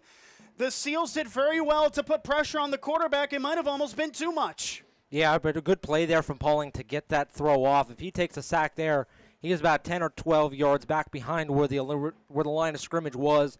That have forced a really deep punt. Good awareness from Pauling to get the ball out, give some more room for his punter. And no doubt, it kept the Seals in this game. 35-6 to score. Shore punting with less than 6 minutes left in the third. This is a booming kick, though, from Reinhardt. This is going to be fielded all the way to the opposite 20. Takes it to the 25, 30. It's wrestled from behind at the 35, but carries forward to the 40. So it turns into a good return on what was a booming end-over-end kick by the punter. That was Luke Ryan, I believe, who sent it away. I'll tell you what, I've been really impressed with his punting so far this season. He's had a lot of them where it'll go 30 yards downfield, and then it'll roll an extra 10 or 12 yards downfield. He has really set this defense up in a lot of favorable positions. Special teams are just as much of a facet of the game as offense and defense is, despite what some major talking heads will say. Special teams are incredibly important to a football team, and you're seeing why right now. Sure. I was going to say Selinsgrove, on a normal punt, might have started around the 50-yard line. You back them up an extra 10 yards. That's an extra first down they have to get. Amato setting it up and breaking the huddle. One receiver left, one receiver right. Tailback Rice. Amato pistol takes the snap. Handoff to Rice, tries to get to the weak side. Pushes forward through contact, and it'll get wrapped up at about the 45 to maybe even the 46. That was looking like another play that went nowhere. But it turned into a good game for the tailback. He's showing he has talent. And Selinsgrove really running out of time. Only 5 minutes left in the third quarter. Facing the deficit they're facing, they really have to kick this offense in high gear. On the halfway mark, 2nd and 5. Just over 5 minutes left to play here in the third. Amato back in the pistol. Same formation. A flanker on the right side. That looks to be Scorsoni. Shore showing blitz as Amato takes a snap. Handoff Rice. Gets upfield right to the first down marker, but he'll be stopped shy of it. Talon Lope again involved with Ace Willits as it's a gain of 2, a 3rd and short. And we're not used to seeing the game move this slowly, it has to be said. It's kind of an awkward one. We're used to going at 100 miles an hour with how Jersey Shore plays on offense and how the opponents have as well. The Seals, though, trying to slow things up. Why do you think they're trying to slow the play down a little bit? I think just try to get some composure back under them. It feels like it's been very frantic for them ever since Jersey Shore started piling on the points there in the second quarter. It feels like their offense was playing a little bit frantic. Like I said, I think they're just trying to slow the pace down here, but they really do not have a lot of time to slow the pace down at this point. On 3rd down and 2, flanker motions right to left. Amato in the pistol takes a snap. Handoff Rice, lunges for the first down. It looks like he's short. Has to get the midfield. They're going to bring him down at the 49. Rice is short by a yard. And on 4th down and 1 and 4 minutes left in the third, it looks like they'll go for it. Yeah, you have to go for it at this point. Shout out to old Packers coach Tom Lombardi, who said, or it's not Tom Lombardi, Coach Lombardi, whatever the first name is, it blanks me at the moment, but he always said, Vince Lombardi, there it is. If you can't get a yard, you don't deserve to win the game. Selinsgrove has to go for it at this point, and it's only a yard, they have to get it. Amato under center. They're 1 for 1 on 4th down conversions with less than a yard to go. Amato's going to try to sneak it. It's right at midfield. The referee stopped the clock. On my view, it looked like he had it, and he did. So Rocco Amato gaining the yard required, and that'll keep the drive alive. That would have been a perfect name drop there if you just got the first name right there, Ryan. But it's still an excellent quote. Amato did get that yard. They're at midfield and a fresh set of downs. Yeah, just, one of the Hall of Fame coaches, one of the best of all time. That'll happen sometimes on these broadcasts when you're going a million miles an hour thinking all these things at the same time. Those will happen. But no, Vince Lombardi, one of my favorite NFL head coaches to look back on, was such a pioneer of the game. Like I said, that is one of my favorite quotes when it comes to football. 1st and 10 at midfield. Amato in the pistol. Rice behind him. Flanker right side. Only 7 to snap here for Amato. He needs to get busy. Play gets off in time with 2 to spare. It's pitched left side to Rice. He's getting trailed by the tailbacks, but he's going to get forward outside the numbers of the 45 and wrestle down at about the 41. Well, that was just a case of I am faster than you, and Brett Rice showcasing the acceleration there as he turned something that could have been a loss into a gain of 8. That might be his longest run of the day so far. Rice really struggled to get anything going. Jersey Shore just has smothered them at the line of scrimmage. Good blocking there from the Selinsgrove offensive line. Jack Peters and Jake Oliveri to get him to the second level there. They're going to need a lot more of that to come back in this game. But again, it's been all run plays at a time where it feels like they need to throw the ball. Jersey Shore with a couple secondary players on the defensive front. 2nd down and 2. Pistol for Amato. Takes the snap, looks to pass, has time, fires it deep, 1-on-1 coverage, it's intercepted! Picked off by the defensive back, Carter Reinhardt. He takes it to the 20, 25, 30, outside the number 35, 40, and he's got space, 45, across midfield, 40, 30, and he's wrestled down at the 26. Carter Reinhardt with an excellent interception. He had a seam to the outside and took it into the Selinsgrove 30, all the way inside of it to the 25. What a play! And what a run there from Reinhardt. Reinhardt probably covered about 100 yards of the field. If you think of where he started, he caught that interception at around the 15-yard line on the near side. He ends up near the 25-yard line on the far side of the field. What a return from Reinhardt, and what an interception. First play, a handoff to Herrick, gets it upfield past the line of scrimmage at the 25 to the 23. A 2-yard gain for the sophomore. That was a very long run from Carter Reinhardt. He spent some extra time on the track, didn't he? That was a ton of stamina to keep that pace moving all the way inside of the Selinsgrove 30. And Reinhardt might be spending some extra time with the oxygen tank there on the sideline. On 2nd down, play fake, Pauling fires right side, and it's incomplete. Through the breadbasket of the intended target. That'll set up a 3rd down and long as the receiver, the tight end rather, listed on that right side, was unable to haul it in. That's Luke Thompson, who had no catches coming into today, had 2 in the first half, wasn't able to haul in a 3rd. Yeah, and that's one you'd like to see Thompson come down with. But at this point for the Bulldogs, it really feels like they're playing with house money. Stops the clock with 2 and 2 left in the 3rd. Pauling on 3rd down to throw. Rolls out right, fires right side, and incomplete. This time a bit of a tougher play for the receiver on the right side as he couldn't haul it in. That looked like, on that occasion, might have been Watkins. We'll get confirmation on 4th down and 9.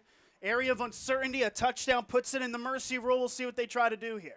Honestly, if I were the Bulldogs, I'd bring out the field goal kicker. You've seen him hit extra points that look like they might be good from 40. They go for it instead. They go quick. Pauling to throw. Under pressure. He's going to try to tuck it himself. He's not going to get there. It's a loss. It's a loss. And Selinsgrove get the turnover on downs. It was a good trail there by the Seals linebacker. It looked like he was playing a spiral even, was able to close down on the quarterback. And Pauling was unable to make it happen. In a very difficult situation for him. The Seals did very well to penetrate outside of the edges, and Pauling couldn't make it up. Yeah, we've seen a lot this season, especially in the second half of games where teams are really committing to put a quarterback spy on Pauling. And for those who don't know, a quarterback spy is typically a linebacker that all his job is wherever the quarterback goes, you follow. Even if he's throwing the ball, you stand there, you look at him, and you go where he goes. Make sure he can't escape the pocket and get on the run. Amato in the pistol, 2 receivers set. Tailback is in the game. They're going to pitch it to the new halfback. He's under pressure, and down he goes. A flag comes in as the new halfback was immediately wrestled to the ground. The new halfback that is in the game is Andrew Gesumaria, who had that only touchdown. Gesumaria brought down behind the line of scrimmage. A flag, though, comes in behind it as well. Well, and that flag looked like it was before contact was made with him by Seacrest, so it looks like it's going to be a hold on the Seals and just back him up farther. But a really good tackle there from Seacrest in open field, able to grab Gesumaria right at that shoulder pad level, sling him to the ground. Gesumaria, only a junior who comes into the game here for Rice, and I think Rice might have checked back into the game. I can tell who Rice is by the bright green, neon green cleats that he has on both feet. And it looks like that bright green is back in the backfield for the Seals on 1st down and 20. Amato in the gun. Gesumaria the flanker as it's a handoff to Rice. Met right at the line of scrimmage, and he's going backwards. That is how you do it. For Bo Seacrest, you heard the thump through the glass here in the press box. Yeah, sometimes when those shoulder pads connect, it sounds like cannons all the way up here with just how loud that pop can be. Seacrest again there, another good job there from the middle linebacker spot, able to read the run, shoot the open gap, meet him right at the line of scrimmage, and drive him back and force Selinsgrove into what feels like a 3rd and impossible. Forward progress gives him 1. Since they accepted that penalty, Ryan, it's actually going to be 2nd down with less than a minute to play in the 3rd. Jersey Shore 35, Selinsgrove 6. The Seals trying to find a way back in it. Amato in the pistol, flanker right, 2 receivers. Amato the pass, under pressure, uncovered there. It's a screen pass, and it's dropped by Rice, incomplete. Well, I was wondering why 2 were alone on the edges as Amato took a late shot. As on the outside edge, applying the pressure, looked to be Yingling. It'll be a 3rd down in a long while. Clock stop, 38.7 in the 3rd. And a screen pass is a really good call there. With Jersey Shore blitzing most of the game, screen passes are a really good way to break blitzes a lot of the time. That way, though, looked like the play kind of broke down a little bit. Looked like Amato was expecting the running back Rice to get to his spot a little before he did. Had to double clutch, had to bring the ball back in. Got it off at the last possible second, but it was dropped. Jersey Shore up 35-6, 38 seconds in the 3rd on 3rd and a mile. Amato in the pistol. They need 19 yards for the first. He's set to throw. Looks to the right side. Catch is made behind the line of scrimmage. Turns upfield past the 15 to the 20. That's not going to bake the bread as he gets wrestled out of bounds, shy of the 20, in fact, to the 19-yard line. That'll pick up 4. It'll be 4th and 15. Selinsgrove, their hands are tied here. They're forced to punt. Clock stop, 27 seconds in the 3rd. Yeah, Selinsgrove cannot afford to throw the ball downfield. They've done it twice in this game. Both times have ended it in interceptions. It's clear that that's not going to work for them tonight. It's the right call. It's 4th and forever. There's really not a chance that you're able to pick this up unless you get a miracle. So punt the ball away, play field position, and hope maybe Jersey Shore makes a mistake that can get you back into the game. A touchdown for Jersey Shore puts the Bulldogs in the mercy rule on the road here in Selinsgrove. But before that, we will reach the conclusion of the 3rd quarter. 3 down, 1 to go. The Shore trying to improve to 3-0 here on the season. They lead 35-6 against the Seals. You're tuned in to Jersey Shore football on the Bear Country Sports Network. 42 years serving you. All Round Tire, your hometown service and tire sales center. Family owned and operated, All Round Tire features Cooper and many other brands, including Michelin and Firestone. Make us your first choice, not only for passenger, light truck, farm, and ag tires, but also for service, brakes, exhaust, belts, and hoses. We offer the only vulcanized flat repairs in the area. PA State Inspection 2, open weekdays 8 till 5, Saturday till noon. All Round Tire, Cement Hollow Road, Jersey Shore. put 15 minutes on the clock one last time here from Selinsgrove, Pennsylvania, and Harold L. Bollig Memorial Field. Jersey Shore 35, Selinsgrove 6:12 on the clock, rather 12 minutes on the clock, not 15. You have to wait till tomorrow for 15 minutes as Selinsgrove is set to punt it away. Snap is high, recovered under pressure, it's a fake! Selinsgrove fake the punt! It's taken by Carter the outside, he's got a long way to go to the 20, and down he goes! He didn't get there! He got brought down at the 24, he needed the 36 for the first. They reached deep in the basket, but was there a hole at the bottom? That might be the most bold fake punt I think I've ever seen, especially in a high school game. Fourth and 16, you pull out the fake punt, and I'll tell you what, for half a second there, I thought they were going to get it. I don't think anyone in the building was expecting a fake punt there. Almost was able to get it. Unfortunately, they weren't, and they set Jersey Shore up in great territory. And now the Shore can seal. First play, handoff, Seacrest up the middle, gets past the 20 to about the 19. That's where forward progress will mark him. Bit extracurriculars as a couple were there on the stop as he gets brought down. I believe that's Mason Burge in the mix of it there for the Seals. One of a couple of linemen as Selinsgrove start to put the backups in. The starters for the Shore still on the field here, as that brings up a 2nd down and 6. 30 seconds gone here in the fourth. Still over 800 as we've had all second half. We appreciate the coverage as Pauling play fake set the throw. Catch made Watkins 15. Stiff arms a man to the 10 to the 5. And he steps out of bounds right at the 5-yard line. It'll be a 1st down and goal for the Shore. Watkins playing some big boy ball there on the sideline, pulling out the stiff arm, gaining 5 or 6 extra yards out of it, sets Jersey Shore up at 1st and goal, and it really feels like the Seals' fate might be sealed here. Back in the gun, twin tailbacks, Pauling, handed off Seacrest, cuts back inside, spins away to the 5, gets by another into the end zone, and he toe taps his way for the score. Touchdown, Jersey Shore, the 2nd of the day for Seacrest, and not a minute into the fourth, the Bulldogs have put the Seals into the mercy rule, 41-6. Yeah, Seacrest now, the last 3 touchdowns of the game have all come courtesy of Bo Seacrest, and there an incredible individual effort. Made 3 or 4 runners miss on that play right there. Able to juke one, spin out of another 2 would-be tacklers. A great individual play there, and puts them in the mercy rule. Point after Passetti is true. I said 2nd touchdown for Seacrest. He's had more than that. Apologize, we almost lose count here with the amount of scores that the Shore has had in quick succession. So 42 to 6 is the score. It's the 2nd straight day that the Bulldogs have scored, 2nd straight week rather, that the Bulldogs have scored 42 or more in a game. They had 49 in the win against Delaware Valley. They've got 42 against the Seals, and the first game of Heartland Athletic Conference play, the first game in district play as well. The Bulldogs have passed the first test, all but. Yeah, and what a statement win here for them. You wondered early in the season, they're playing their good teams. They really played up to their competition, but you'll sometimes see this with really good teams. Sometimes they play down to their competition as well. Looked like early on Jersey Shore might fall into that trap. I can tell you what, they very much have not. Ever since giving up that first touchdown, it feels like it has been all gas all the time. The Bulldogs cannot be stopped right now. So now the Shore kicking it away. Rice going to let it bounce at the 18. Takes another precarious one, fielded at the 15. He takes it to the 20, back to the middle, and it'll be brought down at the 21.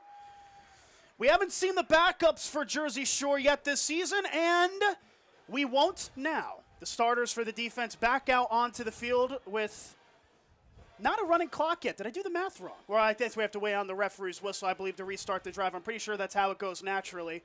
And now we're actually going to see, a couple of backups in the game for the first time.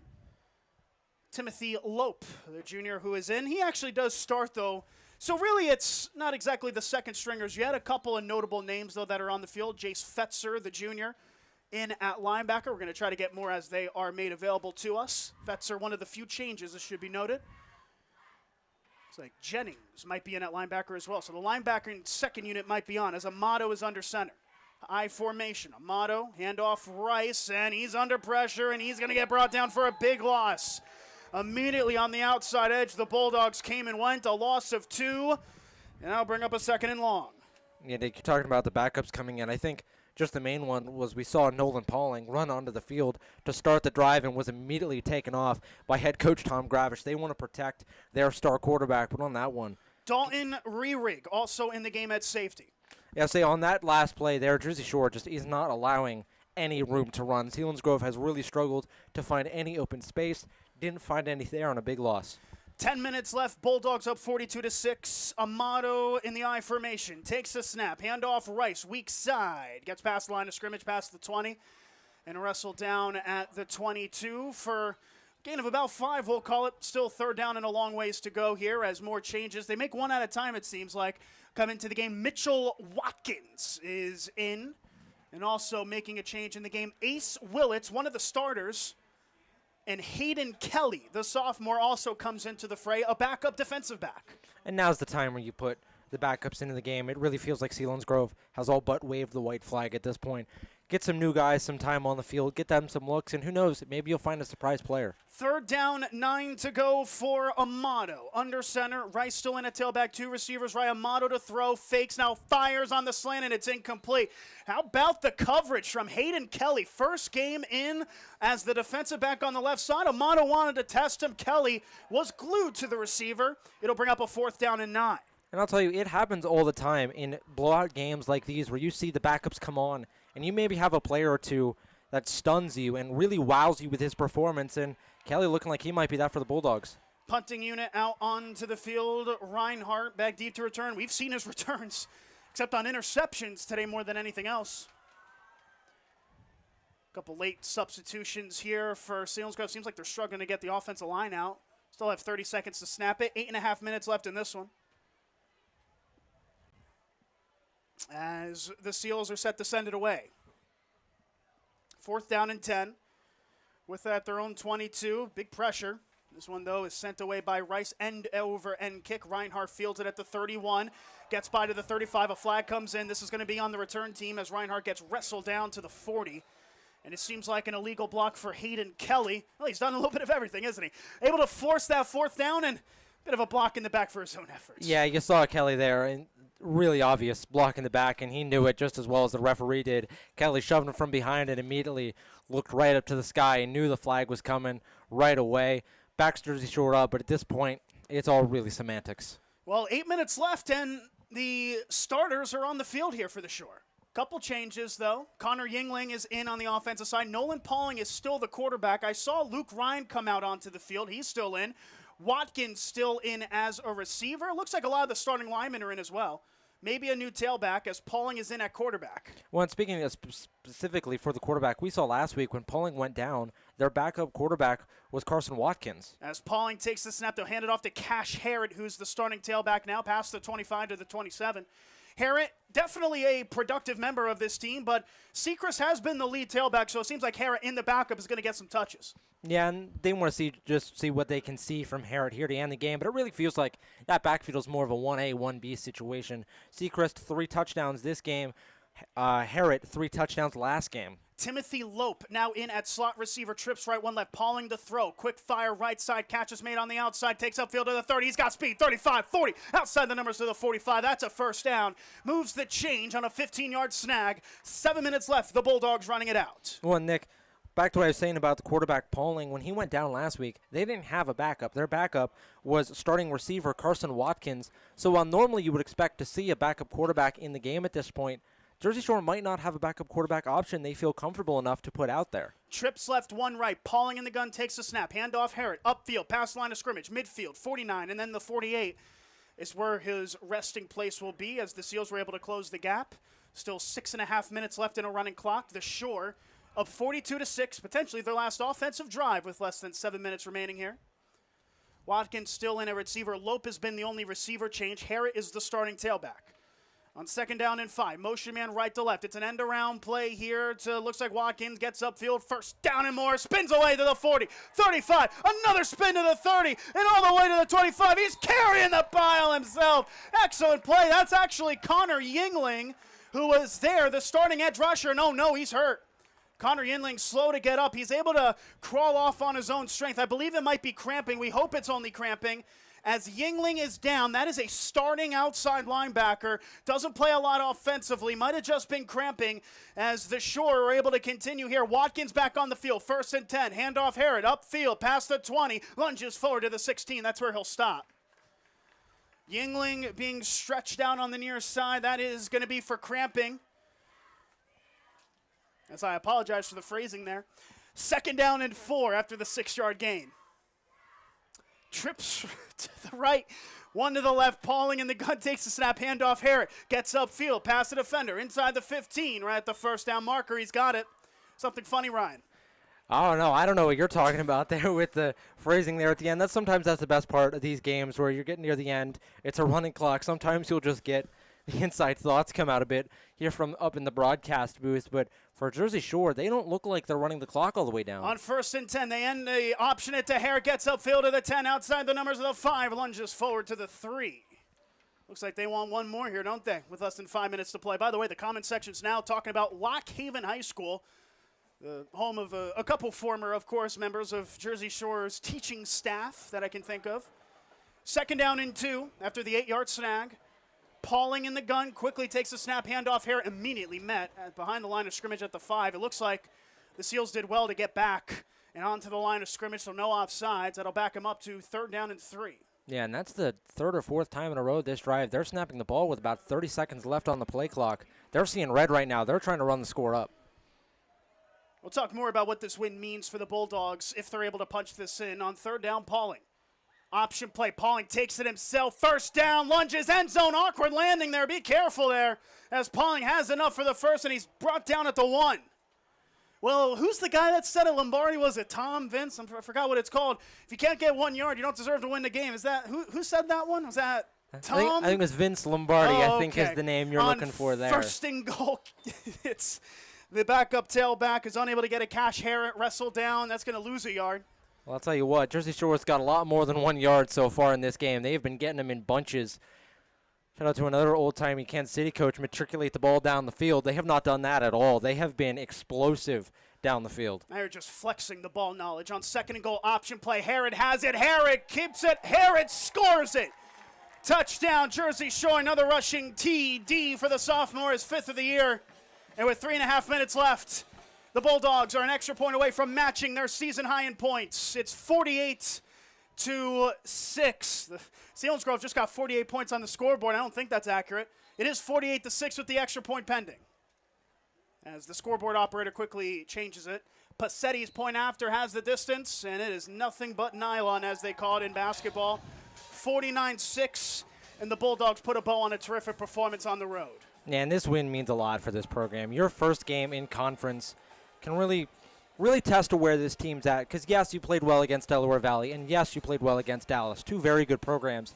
It's different when you play teams that you see every year. Selinsgrove knows what you want to do. You know what they want to do. It all comes down to who executes better. Jersey Shore, by far, has been the better team execution-wise in this game, and it shows a lot to what it's going to look like for them in conference this year when they're playing teams that, again, they see every year, a big rivalry game. Selinsgrove wants nothing more than to beat the Bulldogs. The Bulldogs come out, they punch them right in the mouth, and they get a big win. And as one rivalry subsides maybe for just a year, another one potentially developing with Shamokin.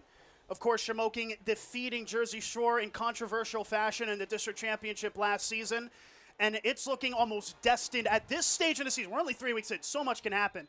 But it looks like Shamokin and Jersey Shore are the favorites for that district championship game, a potential rematch and a potential dramatic one as that's a kickoff out of bounds. Selinsgrove will have it at the 35. Yeah, it really feels like it's a clash of the Titans here coming up as we get ready for that matchup here in a few weeks. Both these teams, juggernauts, and they have been for a few years now. Both these teams have built really good programs. Jersey Shore built a fantastic program here. Same with Shamokin. These are 2 teams that, again, kind of feels like destiny that they're going to meet. Well, whatever happens at the end of the season, they're going to meet next week. Jersey Shore, Shamokin next week. Coverage starts 6:30, kickoff at 7 at Shamokin on the Bear Country Sports Network. We shattered the viewership records for this season, and we thank you all for your support. And you guys are tuning in. You actually have even more now. Over 830 have joined into the live stream. Leave a like and subscribe if you like what you're seeing. First play, Amato still in the game. Hands off to Rice, who's still in the game. Cuts inside to the 35, 40, and will get brought down at the 44.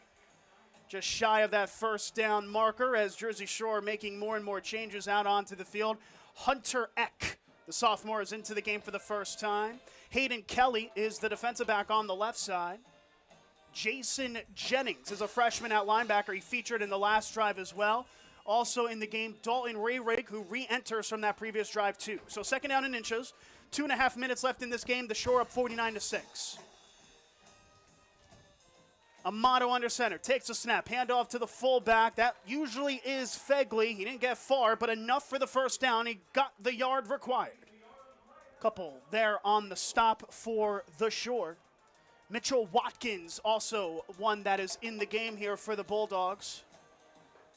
Just checking out after contributing to that tackle is Jensen Randall, another sophomore. Very sophomore-heavy team, as I've just noticed. First down and 10 at the 46 left side. 2 minutes to go here in Selinsgrove. Sweet Caroline playing from the Jersey Shore band to our left. It has been a sweet victory here for the Shores. This is pitched to the outside. Backup tailback is in.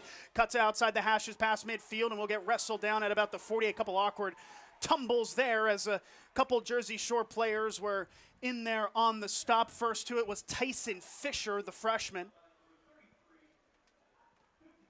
It looked like the Selinsgrove runner there might have lost his jersey. He was hanging down over the shoulder pad there from the tackle, but Selinsgrove, it looks like all but just trying to run out the clock, just trying to get out of this game as quickly as possible. Remember, this is only game 1 of 2 on the Bear Country Sports Network in terms of football this weekend. Lock Haven taking on Glenville State. Coverage starts 4:30 on the Bear. Kickoff at 6.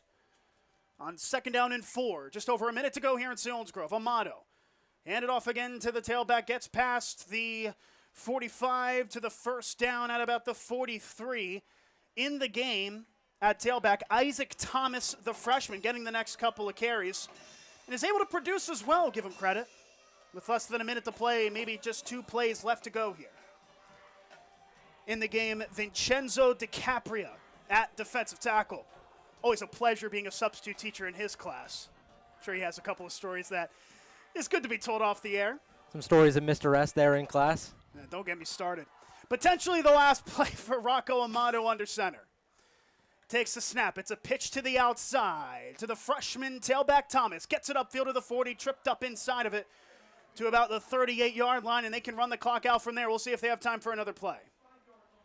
Couple other changes into the game for the first time. We'll see if they get a play out for Hunter Eck, a sophomore that's into the ball game. Back in as well, Jason Jennings, as the Seals will run it out. And the Shore will have a fun night on the road back in their rivalry game for the first time in 4 years. The Bulldogs are victorious at Selinsgrove. They've defeated the Seals. A final score of 49-6. An emphatic statement victory on the road after Selinsgrove scored the first 6. The Bulldogs responded with the last 49 and improved to 3-0 on the season.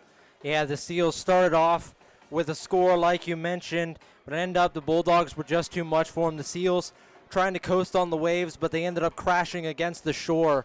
There was nothing else they could do. The Bulldogs, just being the better team in this game, completely dominated the line of scrimmage, were more physical, were faster, bigger, stronger than what Selinsgrove was. A big win for them and a big opening statement, an opening conference win for them as they look to have what might be a really good year. As we are set to round out this game, Ryan, it's time for our player of the game here for week number 3. We had Carson Watkins and Bo Sechrist both take week 1 and 2. For week number 3, Ryan, it's a big task. Who do you got?